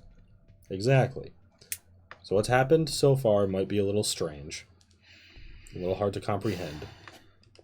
But we can think on them. We can mull on them. I don't think that'll help them make sense. Fine, you guys pretend all you want. I'm not completely sure that anything that has been happening is even real. Oh, it's real. Just unexplainable. It's real? The I felt them. I think so. They certainly hurt. What do we even have to gain here by doing this? I mean, of course, the safety of the town out of question. Yeah, I mean, better them happen to us who might be able to handle them than other people who can't. What's your stake in all this? Why are you Honestly, here? I don't really have one. Just kind of got caught up in this. Did you come here for something? Work. Mm. What do you do? It's probably better that you don't know. Oh, I see. You said you were in the military. I was in the Marines. Huh. Air Force. We talked about that. Yeah, sniper. If you didn't see that, but yeah. That makes sense. Yeah. Then I figure someone has to do the dirty work. If I have to get caught up in some weird glass mine prison, then so be it. The guy at the antique shop. Whatever the hell that was. That was strange. I thought I was just having an acid flashback when I was a kid. All of you made perception rolls. Nice. This is a good die. 26. 22. Oof. Oh my god, guys. All right. 11. All right, the two of you. As you guys are speaking, Wolverine and Punisher. Wake up. yeah, you out of one of like the corners of the hallways, you hear like a faint shuffling, like footsteps, and then from the opposite direction, you hear a crash, like, as what looks to be like a supply cart, like a small cart somebody was like packed a bunch of boxes on to move something, crashes down the hallway and hits a wall, like, and topples over. And you hear, crap. And I like dart in that direction. yeah, you see running from the other hallway that it came from, you see Olivia. It's like, don't tell. Hey! You see out of the box, you see a white shape kind of just roll out. Oh, shit. Were you listening to us? What? No. What? No. I was just. And she points to Bowie, who's just recovered, kind of like shuffled for a bit. Like, Mr. Damn it, Bowie, don't tell anybody. Please. You're keeping that thing? Thing, sir. She walks up and like picks him up and just holds him up. And like, yeah, she's like, it's a he, and his name's Bowie. If you didn't know. I'm like, I know. I named him. I pat him on the head. I still make him think. And of course, we're keeping him. We're not going to let him outside where there's a 13, 14, 15 foot tall bear out there ready to just carve him up. I don't think it's safe that you have this thing here. This ferret? Yeah. Why? We are, first of all, ill-equipped for pets in this facility. Yeah, well, we're making do. And another box, really? like... And secondly, we don't know where this thing came from. And why it has that weird shape on its Oh, it's just a noggin little there. birthmark right there. Let's say she rubs her finger against like the shape, and it is like just part of the fur. Yeah. Like, she runs her hand down, and you just see like the light color underneath. But of course, it's there's something else to it. But Yeah. But it's just scratching, and it looks like he's enjoying it. what if this thing is a beacon? What? What if this thing is a beacon? It's a ferret.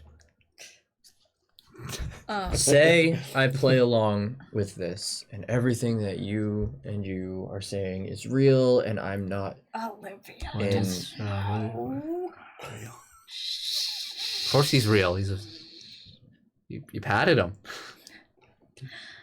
I pat him. You should probably put him away. Okay.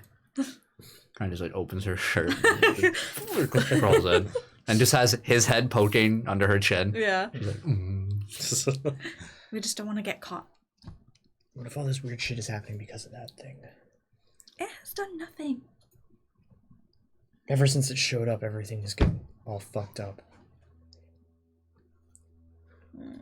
I didn't come here to get wrapped up in this. Look, if you want to talk about this stuff, ever since 5 years ago, anything had happened. It's not the same world we're living in. This stuff's happening, then it's happening. What's happening? It's not supposed to be happening Can we here. The adults are talking. wait? I like, Just immediately like. Oh, really? I immediately just like that shit that happened take in a New York breath, is not and I'm supposed like, to be okay, happening let's here. go, Olivia. It can And happen I like anywhere. kind of like more forceful than I normally would be. Just start like walking her down. No, I'm an adult. I can be all. I know adult things over here. You're like Not trying yet, to dragging her you're away. not. This isn't the end. Uh-huh. Like, look, I've Gotta seen some bring shit her too. I've seen some crazy fucking shit too. And this is just more of it. This shouldn't be happening here. What makes this place any different? Because it's not New York. That's better. There's less people here. If stuff's happening, we gotta deal with it. It's always what I've done. Are we going to the woods or not?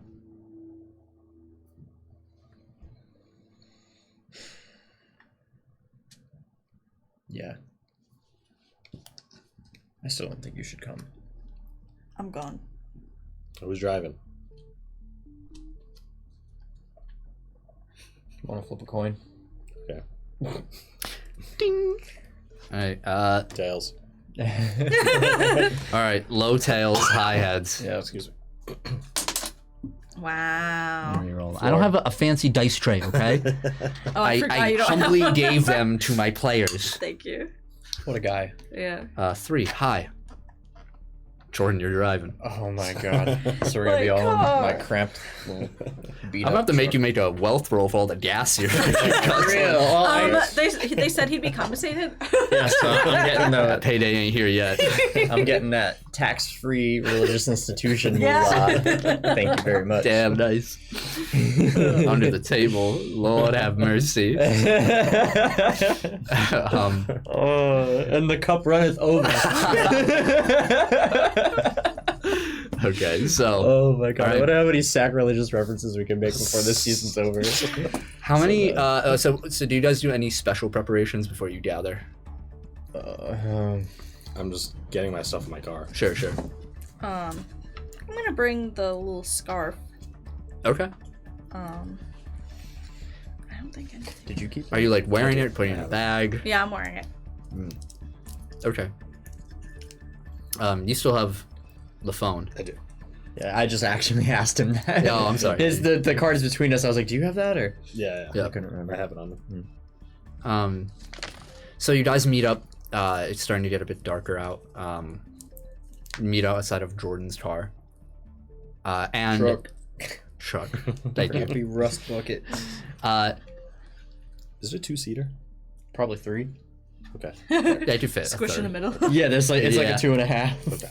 So when you two meet up, Jordan and Barrett, it's fine. A strange thing happens when Arabella shows up. Arabella, it almost seems like the two don't notice you show up. And you get like pretty close, and like before you say like your first hello just falls on deaf ears. Mm-hmm. And it's not so much that you can't be perceived, it's that these two individuals around you refuse to. In a split moment, you have this feeling of like, they're not paying attention to me. Did I do something wrong? Are they mad at me?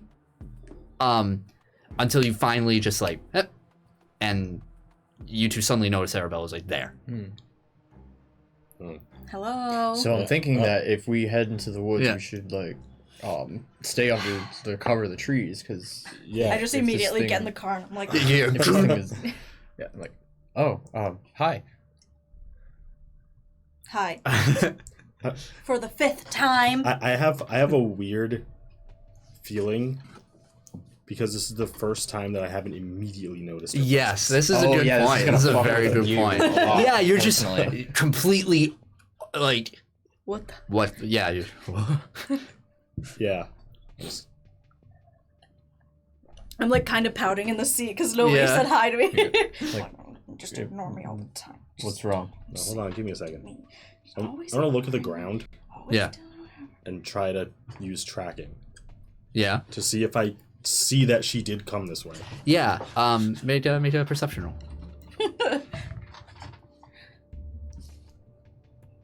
12. Yeah, that's the exact DC because it's very easy. Because you can see like where she stepped on the grass, like it's still like unsettled. Like, Yeah. Come back up and so like you'd see she just came right from the dorm, Uh, right there. Nothing fancy about it. Everybody always ignores me. Maybe I'm Nobody going ever crazy. says anything or tells me anything. it's a- That makes two of us. Come over. They Well, I'm do not whatever they alone. want. let's Want me some let's more? head there, I guess. Just doing whatever.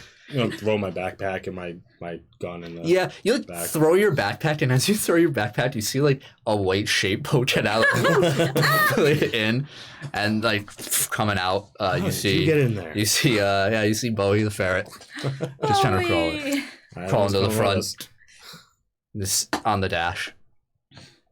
I'm like, you Not don't even- ignore me, right, Bowie? No, please. Blinks. Yeah, one eye at a time. The third eye, like, Yeah. Squish into the back. yeah. Okay, so the three of you begin your trek. It's a much faster drive. It's about half hour, give or take. It's over there, and you arrive toward the north eastern part of town. So remember that Arcadian Haven surrounds this massive mountain, and on the north eastern side, whereas you have the more commercial district and residential on the bottom, on the southwest, and then more of the like the government buildings and like more official like community center, townhouse, all that towards the southwest. The northwest, east, the north, southeast. I'm confusing everybody. All of the townhouse stuff in the southeast. Yes. The northeast is a lot of prospects that never fell through. Very similar to the compound, that was never properly finished in like the boom days of Arcadian Haven.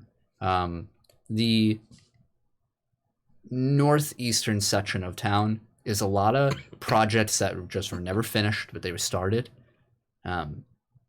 And while they all have like their own kind of history unto themselves, nobody really talks about that stuff. It's sort of a part of Arcadian Haven nobody really wants to acknowledge at this point. You have some residences up there and whatnot, but overall kind of a dead place.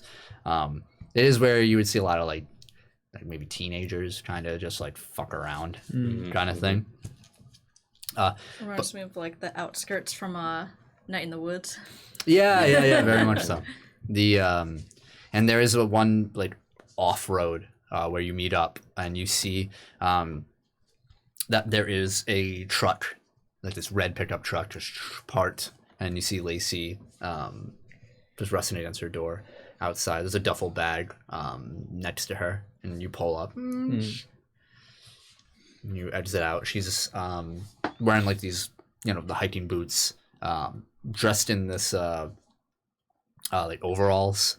Over here, she looks over to you guys, has her hat on and her fur-lined coat. Says, "All right, you showed up. Awesome."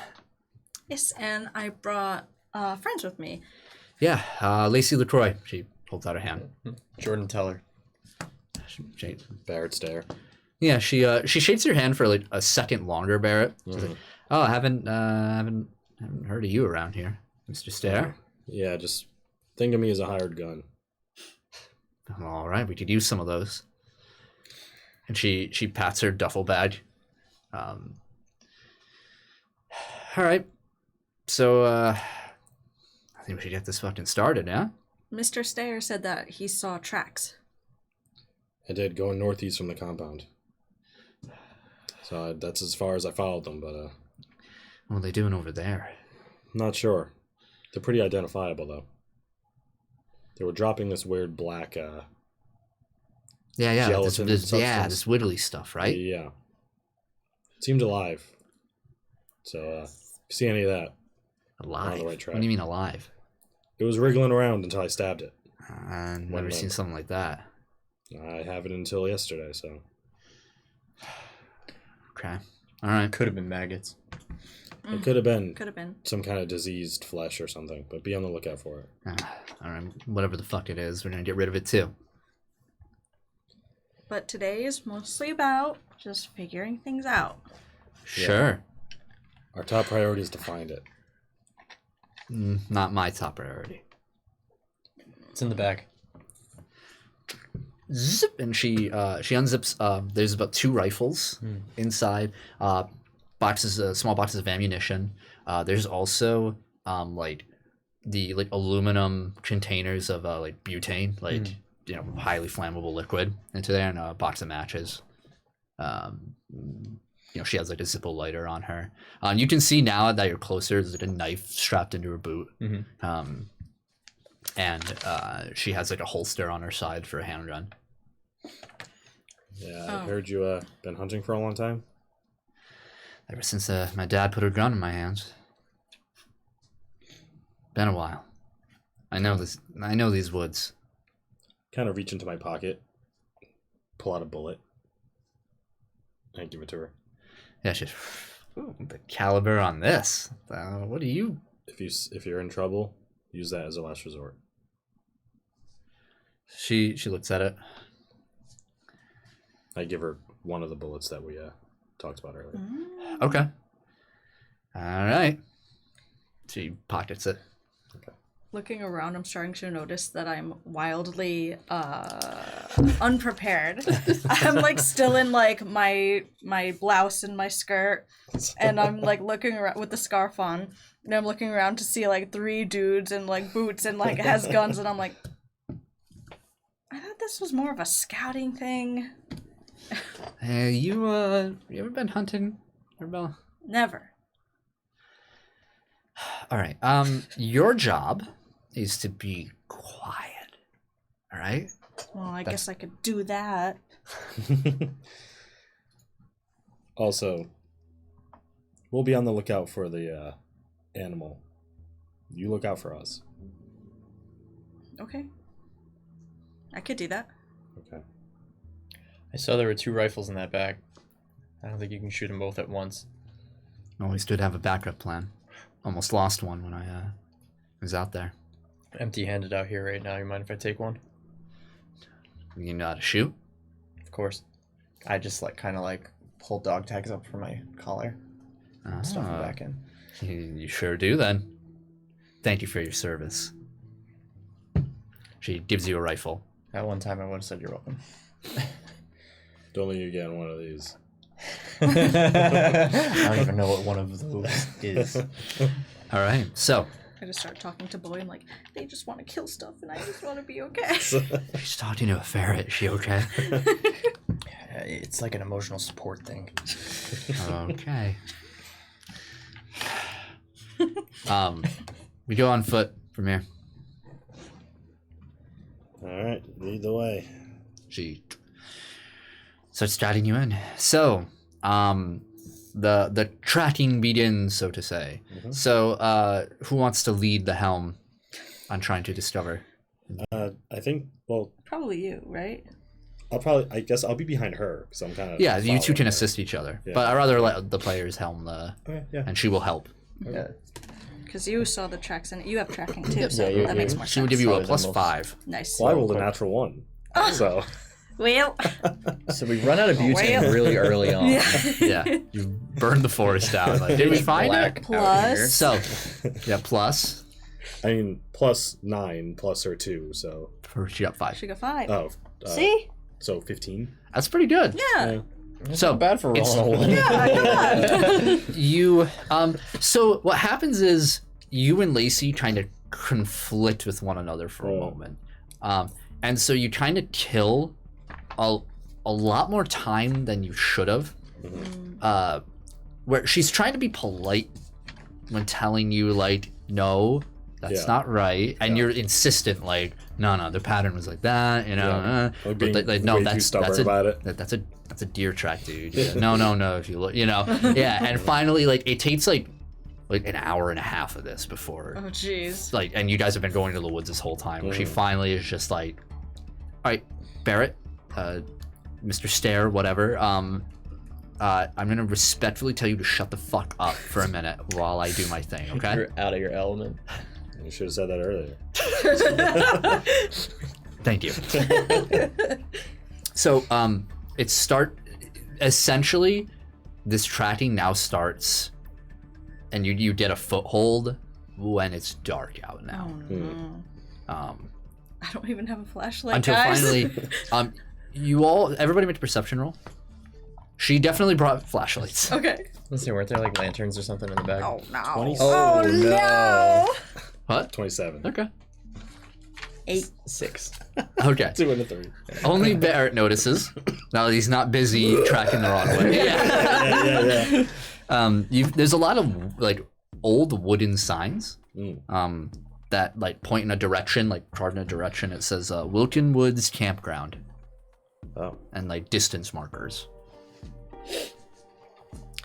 And eventually, Lacey hunters down. She's like, "Hey, look at this!" She's like, shines a light down, and she shows all of you one of these black specks that are in the dirt, not moving or anything. But it's clearly when the light touches it, it has a sheen to it. It looks like what I saw earlier.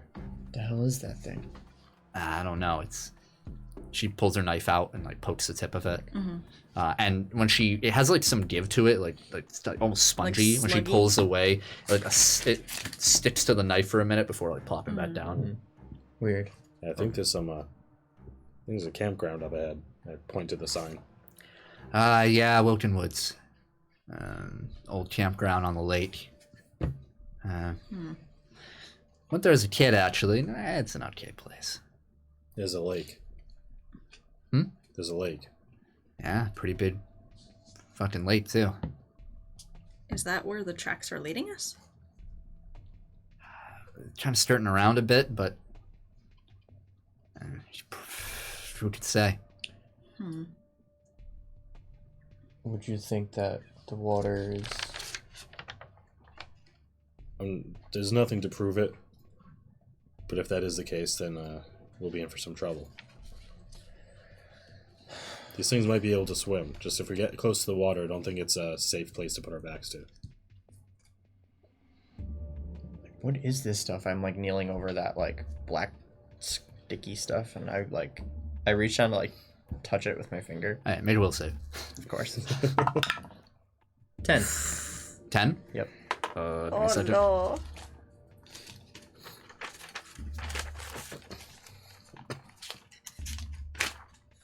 Mario. Okay. Mammy. Okay. You done something? Yeah, you touch it, and it feels cold to the touch. Sticky, kind of. Yeah.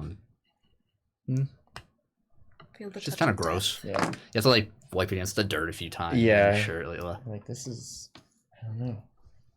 It doesn't feel natural. yeah. It's not quite like it's not like a putty. Yeah. It's definitely like more like viscous and like not mucusy, but has like that stringy. Yeah. It might be disease. You might not want to touch that. That's Yeah, a maybe. Good point. You now have gonorrhea. That was my goal for the whole campaign. Track gonorrhea. Episode 4 did it. Done, son. Got. All right, guys, enjoy the campaign. I am out. I'm going to the doctors. Doc.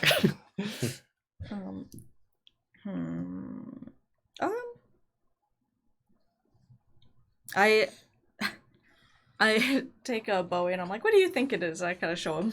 He licks it. Bowie just like sniffs it. His eyes turn white and he starts speaking Latin. Immediately like shirts away like, out of your grip and like lands on the ground and starts kind of just like flipping out a little, like just like jumping around like frantic, just and like Lacey's like, what the fuck? And you start seeing like Bowie's fur like kind of spring out a little. If I learned anything from that ferret, it's if he doesn't like something, I don't like it. Fair right. assumption. Bowie, let's go back. It's okay. I'm like trying to like grab him. Yeah. Make a dexterity roll. 18. 18. Okay. Yeah. You're able to. It's like giving a cat a bath. Yeah. Like, he's flipping out, but you're able to kind of just calm Yeah. him down a little bit. As you like, grab. It's okay. It's okay. Yeah. And just Bowie just kind of goes into like this weird state of just like completely like centered on himself and like doesn't like react to anything else. Like you can hold him and he's still. Okay. But he's just like Like he just woke up from a terrible dream. yeah. I kind of like hold him close, and I like become much more attentive of like the surroundings, Mm-hmm. and just like make a point to like stay close to everyone and like listen and stuff or whatever. Lacey says, "All right, you got him in check. He's good. Yeah, he's all right, okay. let's go. Yeah, let's keep following these tracks. Everyone make an insight roll. Insight. Nice. Yeah, 22. boy. Ooh, baby. 22. Okay. Look, we match. Wow. 25. 22. Damn. I have high insight. Yeah. we Coming both back with with a 19. vengeance, people. Yeah, baby. So all of you would notice Mhm. a change in your company. As you guys start following these tracks more and more, you see more of these black specks on the ground, along some of the trees. You notice it first in Lacey. Lacey is moving with this staunch determination to her. She's like, suddenly she's making like more sound, like very acting very much not like how you would perceive a hunter to be in this quiet stalking measure. She's like pushing through bushes and weeds. Has her gun. You kind of like look over and her knuckles are white. She's holding onto the rifle. Just further, the two of you, Barrett and Arabella, notice a change in your partner, your friend here, Jordan. Jordan, you have this feeling, this internal response, something that you've been feeling throughout this day. Your mind wanders back to the conversation you had with Barrett earlier about what this situation, what's been happening, what it means to you. Yeah. And images of the individual you spoke with at the bar and like the words that resonated with you are calling to you here. And the feeling that you had, that reaction of like, I don't want this. Yeah. All this is happening, is swelling inside you further and further. And you two are noticing that like Jordan's steps are a bit more hesitant going forward. Jordan's focus isn't there. There's this real hesitancy to everything that Jordan's doing right now. And it's almost, since you guys got such a high roll, there's almost like a fear being exerted from him. It's unsettling. And you guys start moving further and further through the woods until. Yeah. Oh, sorry. No, go on. No. I was gonna say, I kind of try to, like, I try to get Lacey's attention, and like try to get her to stop. Okay. It takes like 1 to 2 attempts, where finally she turns around, and you can like see it in her face, where like her cheeks seem a little more like sunken in. She's paler, and she's like, "What? I think we have to go back. What do you mean go back?" This is not. She points down at like the tracks. She's like, "Look at this. These are fresh. We're getting close." I think it's not safe, and I think that. Of course, it isn't safe. It's on purpose. I think I'm taking in the situation, looking at her. Yeah. Like, I think what Arabella is trying to say is you're not looking too hot. We'll take it from here. And neither is Mr. Teller. What are you talking Everyone about? is I'm making fine. too much noise. I advise we shut up or we leave. We need to leave. I agree with Mr. Teller. Everyone, shut up. You've been making the loudest steps. You don't look good. We need to go. She just turns and starts moving through again. I kind of try to like gently like tap her arm or like grab her shoulder. Yeah, she's gonna like try and backhand you, like away. Okay. That's 20. You got your neck snaps. Yeah, I mean she hits. Made a toughness roll. Oh, fuck. She just got knocked the fuck out. 15. 15? Yeah. You pass. That's fine. Just get knocked out by a slap. But she like hits you like you can see it was like meant for your hand. Yeah. But she just like threw her arm and hits you across the face. And there's just a complete silence. She's like, "Oh my god, I didn't." I kind of like. We're out of here. I grab Arabella by and the you arm hear. and I face completely You hear. opposite direction. Freeze. And the three of you notice shuffling in the woods around you. 3 shapes, all surrounding you. Jordan, are you good? My fight or flight is kicking in and it's flee time. We need to get the fuck out of here right now. No, this is it. This is not it. You don't want this. You don't know what you're getting into. We need to go now. She shines her light towards one of the figures, and you see stepping out of the brush, you see the shape of a coyote. An old, grizzled, patchy fur coyote. And as the light shines over its eye, or its face, you see one of its eyes is just missing from the socket, completely open. You can see wet, glistening blood just constantly dripping down its face. And out of parts of its body, you see those black marks, but now the size of fists, and these tendrils just reaching out, as if just like hands reaching out to grasp at something. Oh, gross. Old Drippy the coyote. The other shape comes through, and you see a female coyote. It's like the skinnier coyote, covered with so many of these ticks. You're pretty sure that most of its body is covered in these black tendrils that are like dripping off underneath it. She almost looks naked from all the fur that has fallen off, and you can see little patches of fur just falling off with the wind. And finally, the third one, much smaller, like a small little pup, like maybe about a year old, like that teenage size pup kind of thing. One of its ears is missing. It's just like a nub, and instead it has like tendrils that are longer than the others. It's almost as if like this creature has been growing up, and instead of its body growing, this tendril has. It's almost dragging against the ground itself, weighing the head down.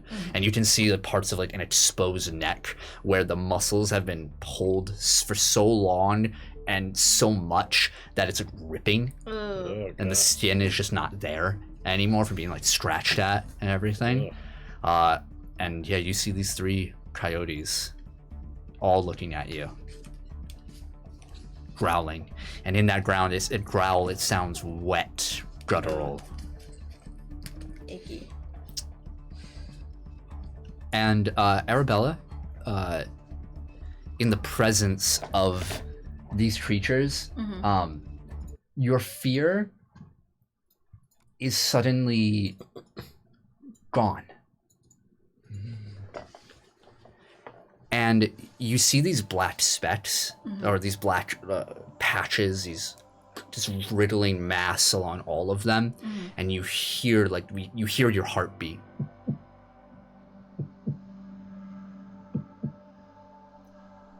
and everything gets even darker, but the contrast is just swelled up, except on these 3 creatures. And then you finally see the eyes. All of you see the eyes. You just see these black triangular shapes of the iris just swirling. And Arabella, make a will save for me at a -5. Oh god. Oh, that's not. Oh, oh no! Wow, that's a Oh, I rolled a 2. +4 will, +4. -5 makes Oh, Oh. it's a 1 total. 1 Yeah, total. No. I gotta pee so bad. I don't want to use my hero point so early. What do you mean so early? Well, if we're gonna fight, I don't know. What 9. time is it? Oh, it's 9. I'm gonna fall. The whole set's going down. Yep. I know. All hell's breaking loose. Alright. It's a 1. All right.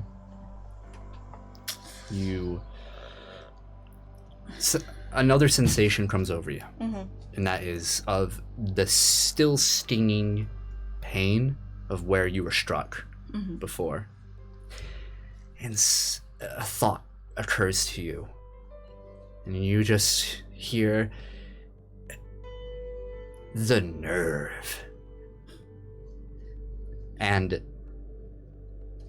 one of these tendrils reaches out to you. Nobody else seems to perceive this. Nobody reacts. It's almost as if it doesn't feel as though it's physically happening. It's the image of one of these tendrils from like the young pup just lashes out right into your chest and sinks into you.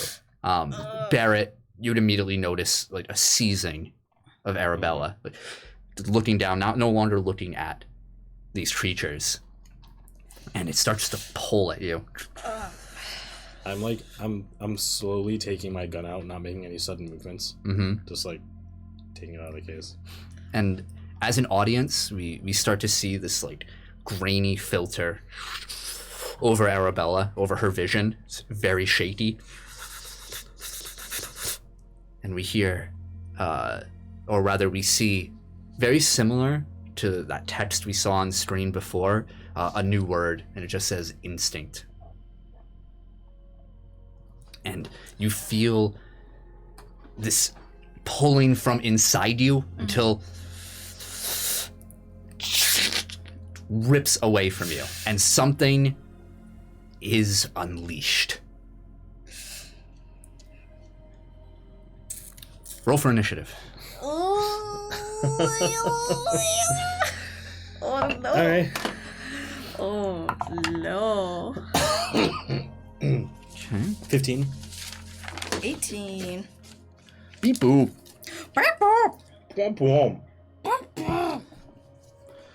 How much? wait. 15? 15.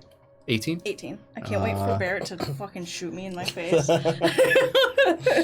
Someone roll for him. Nope. Well. Oh no, he can roll. Thank you.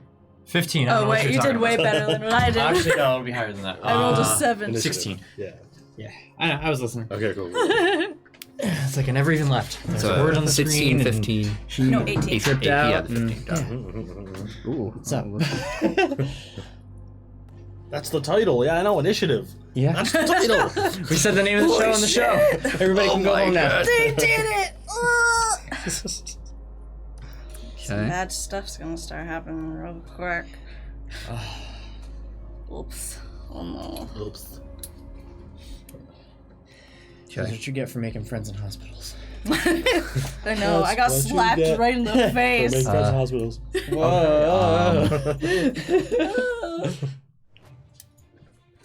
You're first. And Am I why don't you switching describe to me, yeah, what is happening? Oh. So,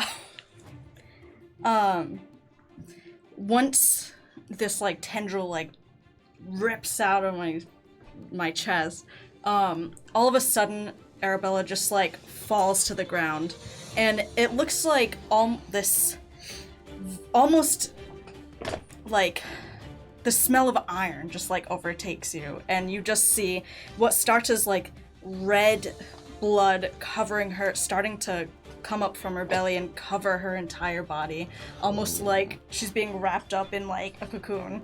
And it suddenly starts like swirling and turning black, and it just smells more and more potent. And it almost smells as bad as like the things around us. It starts encasing and it starts hardening, and you could see all the fibers of it coming out, and it starts turning and twisting, and you see and hear Arabella's bones just start breaking. Ooh. Just her entire body just starts convulsing, and you just hear her arm snap backwards, and you hear her leg, and you hear the bones crunching, and for a moment it gets silent, and from this weird cocoon starts cracking, and you see first you see just these claws coming out with these long, sharp, like very like almost pitch black hands with just that's those same hard fibers just forming into what looks almost like steel. And you also see similar to that, you see like these bones start forming in this black and gray like fibers, and it starts getting longer and longer and longer until you see this what looks like, it almost looks like a spine, but it turns into a tail with this sharp, almost like arrow-headed point to it. She rises up to her knees, and she's much taller than you remember her being. She's no longer just this small frame who you're used to. All of a sudden, it's just entire black except for the bones that you see popping out, and these big bony wings unfurl to almost like the thin skin, and you see all the veins going through it. And she unfurls like she's stretching, and she's like, "Finally, I thought that would never end."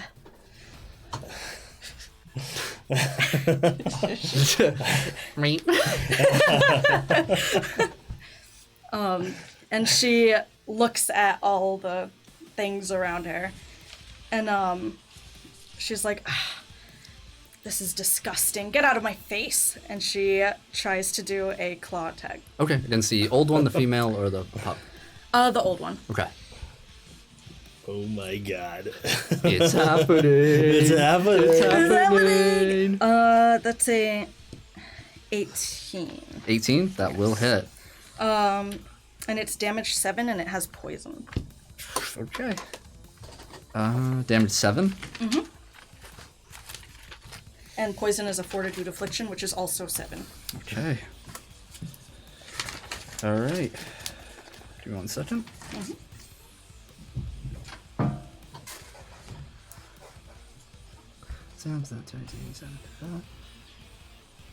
Okay, suffers 1 injury and fortitude. Yeah, 17 to pass.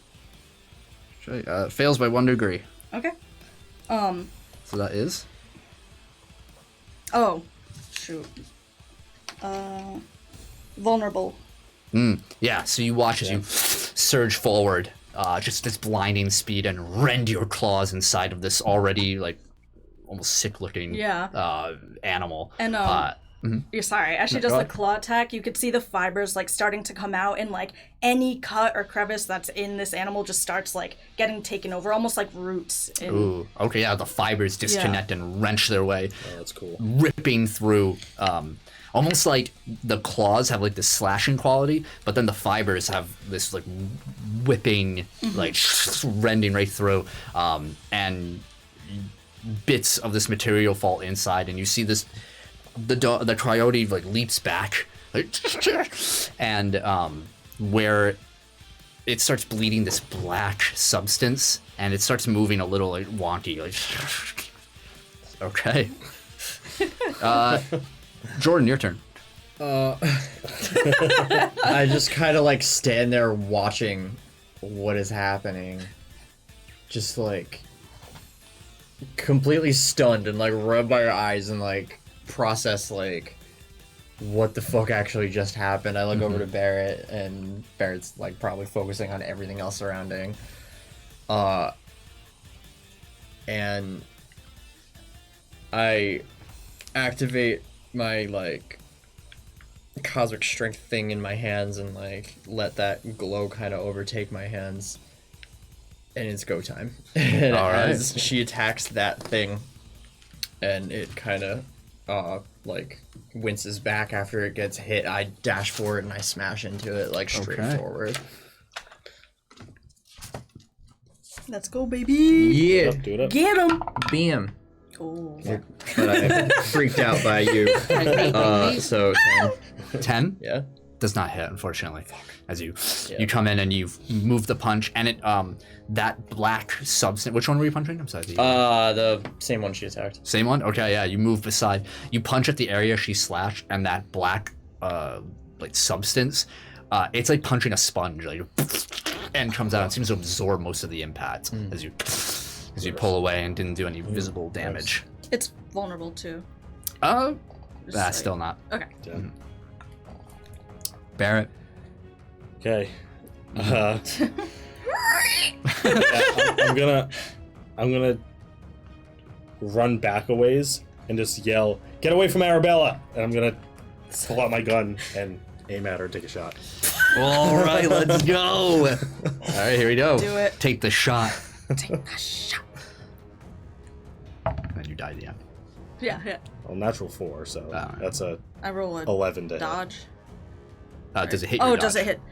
No, it doesn't. Yeah. My dodge is literally only 12. Yeah, you like aim and you all hear the and realizing it's not heading towards the coyote. You don't even look. You just Yeah. I'm gonna say move almost away. effortlessly, just like whoop. Yeah, and it strikes a tree and just splinters it. Yeah. I'm just like, God damn it, not now. At that moment when she turns and sees, she just smiles at you and says, "You need to be a better shot." Yeah, I still have my gun aimed at her. All right, coyote's turn. Female one's gonna go for you, Barrett, Okay. and now the pup and the old one are gonna attack you. Aye. Barrett, that's a 9 to hit. That's not it. Nice. 11 to hit. Is that dodge or parry? Parry. Oh, it still doesn't hit. Yeah. 13 Just hits. just hits you. Yeah. Okay, make a toughness roll for me. Okay. That is a. Say, let me double check. Oh, what? 31. A what? Let's say 31. Yeah, you're fine. As the old coyote tries to bite into you, and it like sinks its teeth into your arm, and you just kind of look down at it like, get out of here. Barrett and Jordan, even though this animal attacked and you weren't a target over here, you see that these black tendrils on it seem to move autonomously and lash out at you. So 2 at you, Jordan, 1 at you. Okay. Nat 20 for Barrett. Oh. So toughness roll for you, and then Jordan, 15 for your parry. Nope. Okay, nice. Let me reroll on his taunts. 13. No. Nope. You're good. Yeah, you bash these away. 22 toughness. 22 toughness. The crit. You take 1 injury. Okay. All right. Lacey's turn. You guys look over, like you can just hear her load her rifle, and she's like, "Finally, you fuckers!" And she's gonna take a shot at the female one on you. Okay. She hits. Wow. Okay. Nice. Pup takes 1 injury. Cool. Or sorry, female one. All right. Arabella. I have a quick question. Yeah. Because I have protection, but it still can't cap, right? It can't go above like 14. Correct. Yeah. Okay. I believe so. Yeah, correct. So technically, last time was a 30, but. Oh no. He's counting. Yeah. What are you doing? All right. when she goes up, when she gets bit by the, which one was it? The old one. All right, by the old one, she's gonna like push him off and then like come at him and bite him. Okay. Jesus. All right, roll the hit. Oh my god. That's a nat 20. Oh my god. Okay. What's the She comes damage? out, it's 8. With the crit? Oh, what is it? Plus 5. 5, yeah. 13. Okay. 16. 21. I think it's 3 degrees. Nice. Shit. Oh my god. Yeah, so Yeah. after she throws it away, she like kind of opens her mouth like way too large, and you just hear like the no. bones in the mouth start like in the jaw Unhinge start her breaking, jaw like a snake. and you I just hate see that. these sharp, bony teeth. Melina Come from out. Mortal Yeah, Kombat. they're like Pennywise. Yeah. And just take like a huge bite. Yeah, you like he bites you and you're like, oh, let me show you how it's Yeah. done. Yeah. Now this is a bite. Rip out a chunk of his neck and just Yes. spit it down. Like it's vile. Yeah.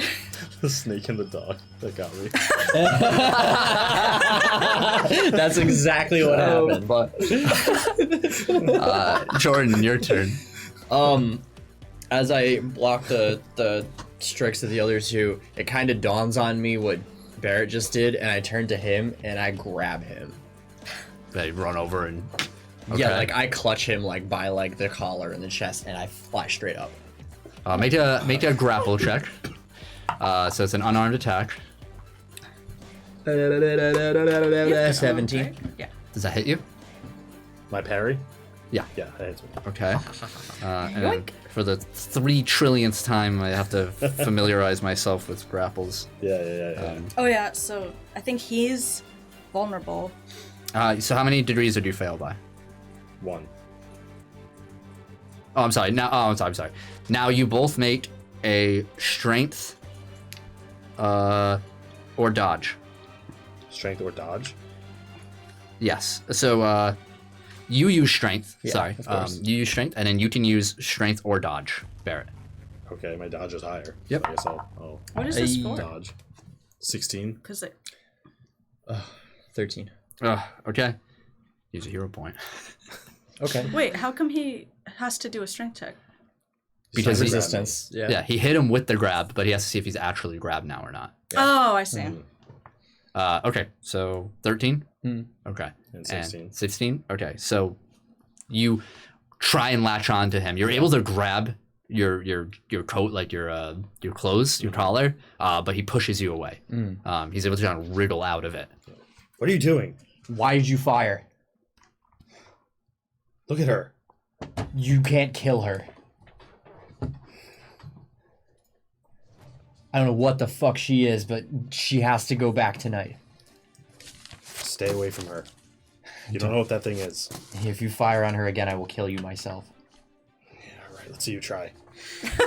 Oh, Barrett, your turn. it's getting intense in here. Shoots you in the leg. That's a quick and fly it. We're good. Alright, I'm Just fly to the legs like. I'm like waiting for regen, like, come on. Yeah. Come on. there's still 2 dogs like right next to her. Yeah, and there's one on you. Okay. Yeah, I'm gonna I thought she killed the other one. Oh, I'm Yeah, very close. Sorry. That has assessment. The bite? Yeah. Okay. Yeah. It is like Yeah, roll. we tied Tracker it to bite. the- So make an insight roll.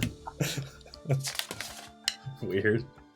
Oh god, I suck at insight anyway. So 5. Yeah. I also got a 5, so nothing. So it's a fail. Yeah. Okay. Alright, I'm gonna That's my bad. I'm gonna very You're quickly welcome. take out my arrow cartridge and slap in another one and fire at the ground near Arabella. Okay. And use my explosive shot. Okay. So area. It's area 30 or 30 feet. You got this, 3 feet. right? Okay. You think- just making sure, because That's why I we're purposefully backed gonna up have before. worse. Got As it. long as I don't, like, What's the what? What's the Even if I roll rank? like Damage rank? 6, I'm 5. still pretty 5? tight. Okay. So Arabella, Yeah. make a dodge roll.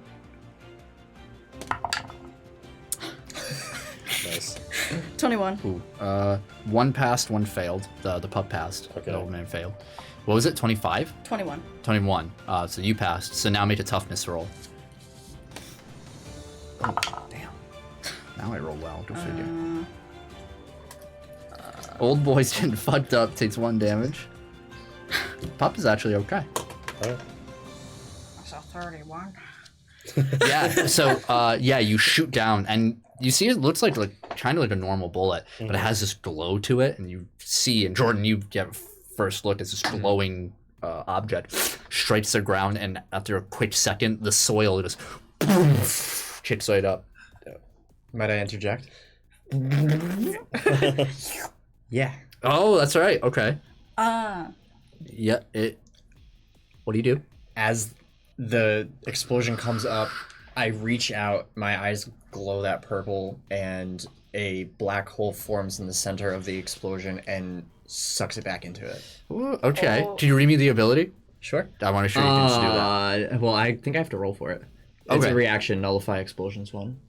Yeah. So roll a d20, add 1. Yeah. Nice. 17. That'll do it. Nice. You have to beat the. I think it's 10. Oh, I think you roll off for it. What do I roll? For nullify, you would roll the rank of the ability that you're nullifying. Okay, it wouldn't just be the. Let me just double Save. check. I don't think does it's like 10 explosion plus. have like a A base save or something? like Yeah.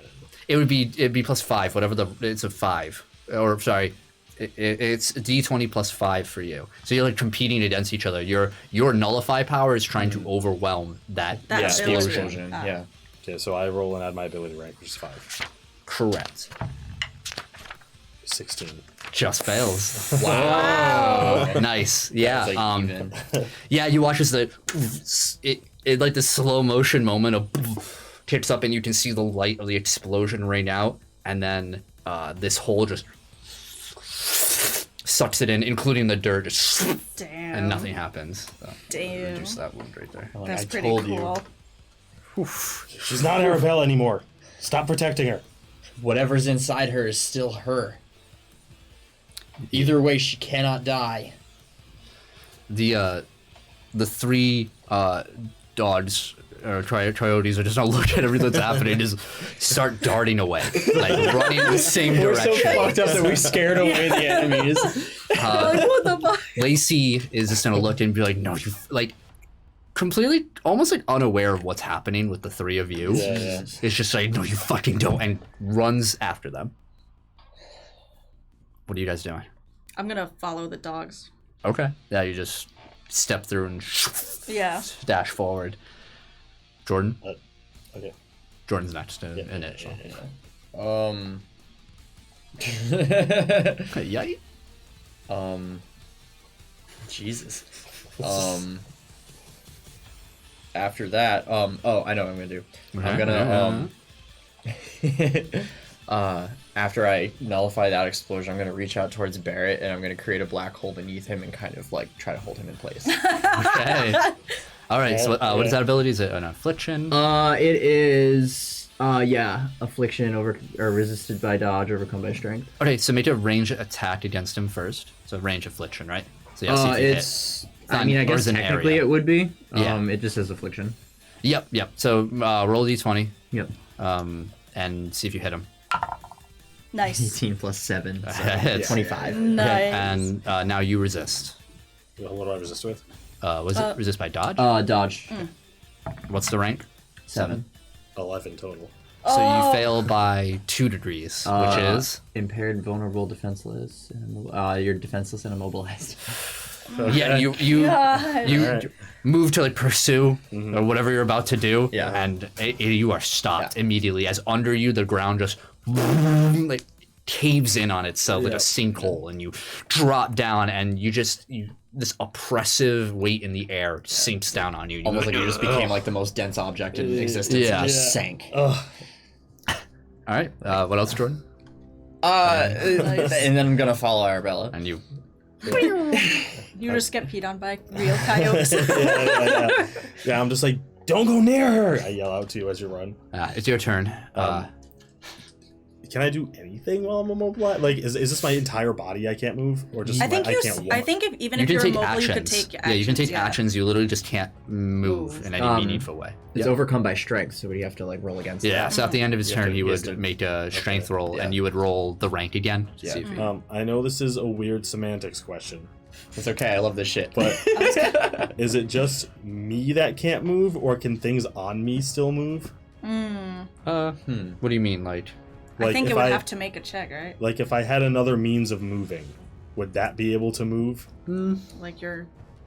I think- No, I would say that you have no movement speed, cannot move, but can take actions, supersedes hindered. I would say that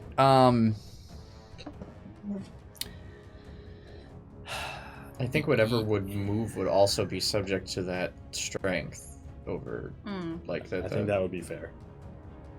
Yeah, because it's I don't know like what the this actual rule is, force though. is holding you in place. So Yeah. like whatever's trying to like pull you out of it would have to overcome Yeah. that force. yeah, due to the nature of the ability itself, you weigh so much right now. Like Yeah. you're being pulled into this central Oh, point right. so hard that trying to pull yourself away, you'd still have to you'd have to break free of that grasp. That's fair. Okay. Is everyone still in my vision? Make a perception roll because it's very dark. 23. Yeah, you can make out Jordan is like floating Yeah, you kind can of probably like see the aura. glow of- Yeah. Can I make out either Arabella or the wolves? Also, you Sparkly purple can energy. see Arabella. She's not trying to be subtle at all. Okay. You then- hear Just all you the see trees her like. back a bit. Yeah. Yeah. I'm gonna shoot her. Okay. I'm trying to shoot her. All right. Shoot. Try. You could try. 21 to hit. Yeah, it hits. Yeah. Okay. 7, Toughness. like, whatever, 7 dude. damage. Yeah. Okay. So 22.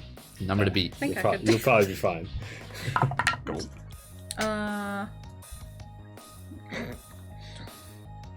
22?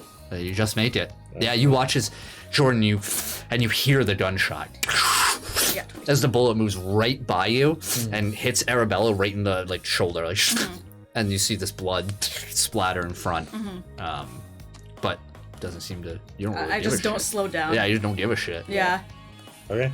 I just kind of laugh and I'm like, Oh, can I make a strength now? Yep. Doing that turn. do it. And roll your. Natural I 20. I gotta roll against that. Yeah. Oh, you got a natural 20. Roll a natural 20. Roll nat 20. Aw. That's okay. It's like the only. But you did natural waste his I've rolled turn. so I rolled far. 15. Yeah, he is a turn behind. Yeah, weird, right? Yeah, you finally pull free of this ability out of the hole, and you're sweating right Yeah. now. That was an effort to Yeah. get through. Okay. All right. Yeah, the pups are still running. So is Lacey. Until you guys start moving through this forest a bit more, until you finally find a break and you see 3 cabins, with these old, decrepit cabins in this open dirt road.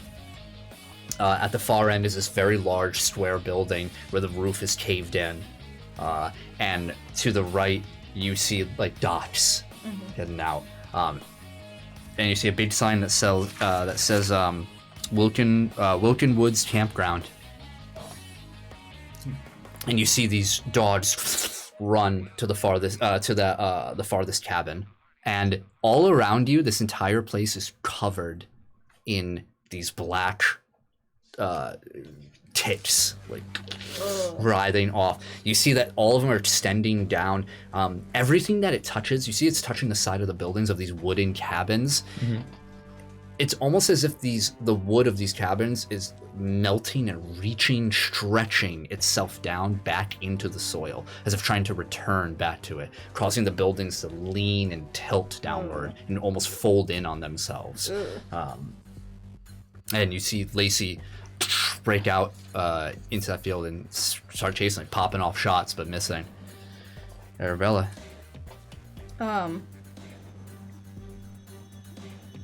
Okay. I'm gonna like. How far away are the coyotes from me? They do move pretty fast. They're about like 60, 70 feet away. Okay. But they're almost at that cabin already. Oh, I see. Could I get up to them? Do you have any movement-based abilities? Well, I have flight. Oh, actually, flight rank 4. Yeah, I'd say you can catch up. But I do have wings, so that also, if there's anything... No, it's open now. Oh, okay. Yeah, so you careen through. Yeah, you can catch up to him. Okay. Yeah, I'm gonna, like, try to catch up to them, and I'm gonna kind of, like, almost, like, gracefully, like, do a twirl and, like, have my tail come around and, like, hit them. Oh, which one?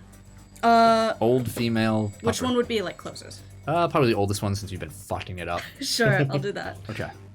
See if you can hit, though. What's it Wimp. say? Jerk. Same here, rolling high. 23. That hits. What's the damage? 7. And it's weakened fighting, too. Natural 1. Ah. Yeah, you watch as you just swoop down gracefully, fly right up above it, spin, and the head comes clean off. And the body is still in motion for like 2 seconds before it realizes the head's gone and crumbles, icky. and you see this coyote head, this eyeless head, just plop onto the ground. When that happens, you just hear, like, this loud laughter that almost, like, travels, like, through the woods that you guys can hear. Okay. Yep, Jordan, you hear this and you catch that sight. You catch the sight of the head just Yeah. as you break through the foliage. Yeah. What the fuck? Poor Jordan. He's like, wait, I might change my I mind. don't want to be here, man. Yeah, no, I just I'm gonna go to home. Maine. I go home. I just, upon seeing that, where's Lacey? Running towards the cabin, like, not quite up to, like, between Arabella and you. She has gun, like. I'm gonna fly into her direction, Okay. and I'm gonna try to like stop in front of her. Yeah, you stop and she's rushing forward. It's gonna try and like shove past you, Yeah. like. Can I like kind of like, I don't know, try to like grab her? And, Sure. Like, Make an attack roll. okay. Nice. 26. That hits. All right, make a strength roll. No. Nice. 23. 5. Nice. You're easily able to Yeah. grapple. She fails by the topmost degree. She's immobile. She's like, I'm like, let me go. this is not your fight anymore. You look at her, and she looks back at you, and you can see like out of her eyes is like a black fluid, and her that's pupils how are it like stretching out in her eyes. Oh. Oh. Yeah, she gotta go. Oh, okay. Yeah. Go. That like the shock of seeing that close, like I release my hands. I'm like, we need to leave. We need to kill them. This is not our fight anymore. No, it is. It's for Jason. I understand that, but this could get you killed. We need to get out of this area. She looks like she's gonna push right through you. Yeah. She's warped. I realize I'm kind of in a losing argument here, and I release and step back. Okay. Okay. Barrett. All right. I'm just gonna. I'm gonna hold up my sniper, click a little switch on it, pull the trigger, throw it up, and it's gonna start shifting. The parts of the gun are gonna start growing and shifting, coming together different, and land on the ground as a motorcycle. Yes. And Holy- I'm gonna hop on and start Now, riding what towards kind of motorcycle are we talking about? Picture like clouds, but I was gonna say the Yes, Advent yes. Children bike. Yeah, Oh yeah, my god, absolutely. total sci-fi. Like, yeah. Just So it has no right being here. Yeah, yeah. yeah, you just throw that up, Amazing. and you see the pieces just split apart, and it just has this faint glow and screech to it. Nice. And it starts to grow and hits the ground with these big fucking tires. And you hop on. I just ride towards where they're all running to. Yeah, I mean, you are a turn behind, Yeah. but now you're in a fucking vehicle. You let go of Lacey, Jordan, and immediately breaking through So cool. the trees. You see Bear on a fucking motorcycle. So great. Where are you driving to? I'm gonna try and catch up to Arabella. Yeah, you definitely can, but I think it's your action to do the. It's shift, the right? action to it's my action to change it and then my movement to. All right, yeah, and you start closing in on Arabella. Yep. Okay. Coyote's turn. They're just like, woof, woof. They did not know what they were getting themselves into. Completely outgunned. Yeah. Oh god. Oh man. You watch as the coyotes break into the open, like broken windows of this one cabin as the two remaining ones move inside. That's all you see. Lacey's gonna move right past you, and she's gonna stop outside the cabin, like, and reach into her duffel bag, unzip it, and start taking out the butane, and just start just spraying all of it that she has over this cabin. Oh, Damn. no. Arabella.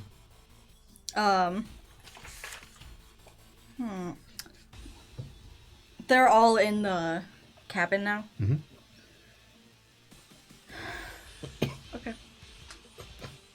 I'm gonna fly. How far away is it from, like, where we were? You're pretty close, maybe up 20 feet. Oh, okay. Could I... Okay, I'm gonna fly in, Yep.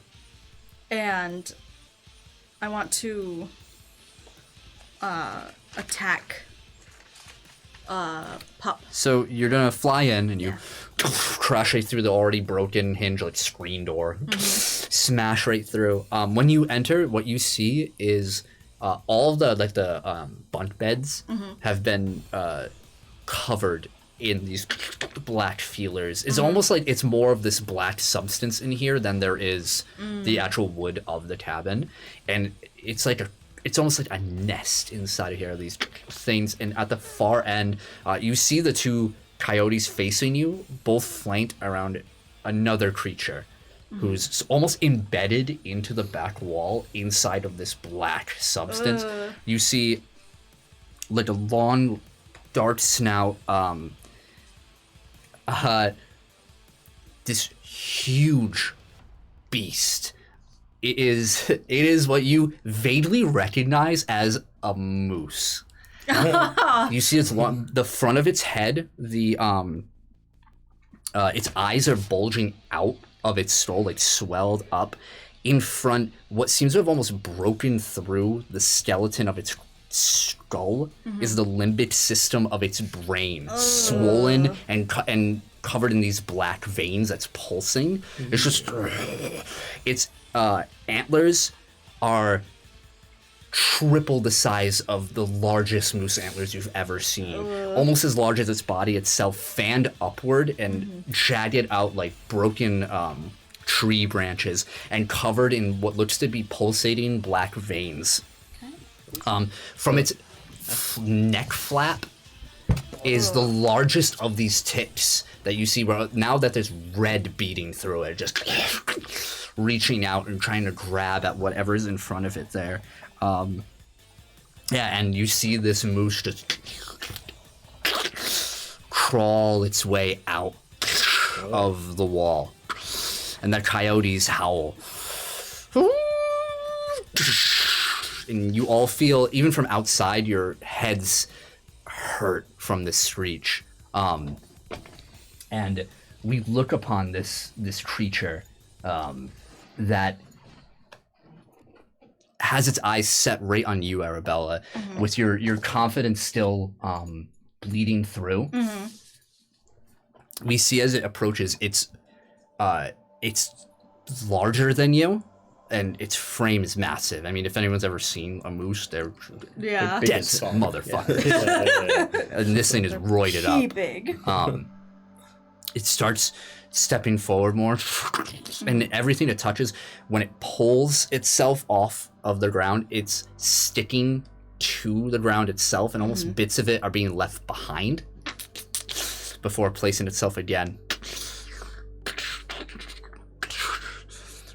And we fade out from this scene as we see motorcycle driving Jordan looking at the scene itself. We look back. and we can see from above this image of like this eagle shot of the campground itself, and we just see even more that we didn't see before of these writhing massive black tendrils reaching out and growing with every passing second like a festering wound. And then we quickly move to black and appear on something completely and utterly different. We see a large steel door faintly lit by a red light, like an emergency light. All around is just rock and metal, and we just very slow zoom on this door, and we hear the writhing of those tentacles, and we hear the sounds of all of you just like, what are you doing? Stop, if you shoot her, I'll kill you. All of this, like, as the red light.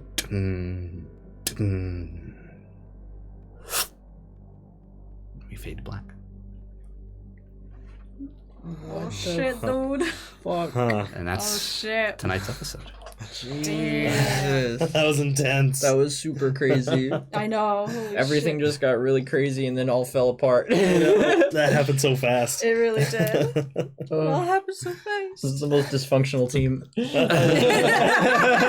a good start. Yeah, Yeah. that was Yeah, awesome. it's a good start. That was awesome. Okay, so that was Wow. episode 4. Damn, that was a little intense. Yeah, a little Yeah. Holy Yeah, shit. our first ending on action bit. episode. Yeah. You now get to fight Moose. Moose.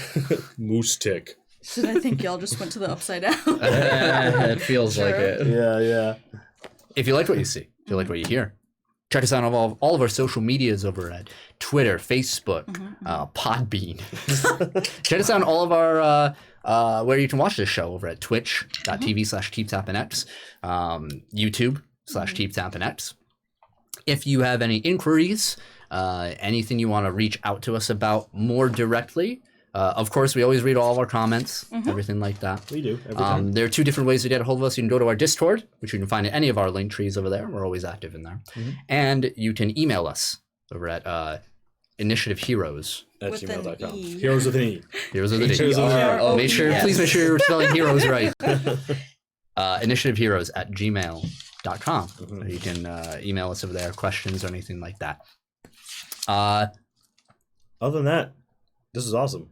This is I'm great. glad that we're back. Yeah, Good to me be too. back. That was a Yeah. good back episode. Yeah. Yes, it we was. are so happy to be back over here. We're going to be back next week, same time, Yes. 6:30 p.m., twitch.tv/KeepTappingX. And of course, you'll find our episodes being posted the next day over on Spotify, YouTube, all that good stuff. All that good. Everywhere you listen to us. If you're watching on Twitch, stick around. We're gonna raid. Yeah, we're going to raid. Otherwise, for the rest of you, See you next week. We love you. so long. Bye-bye. Bye.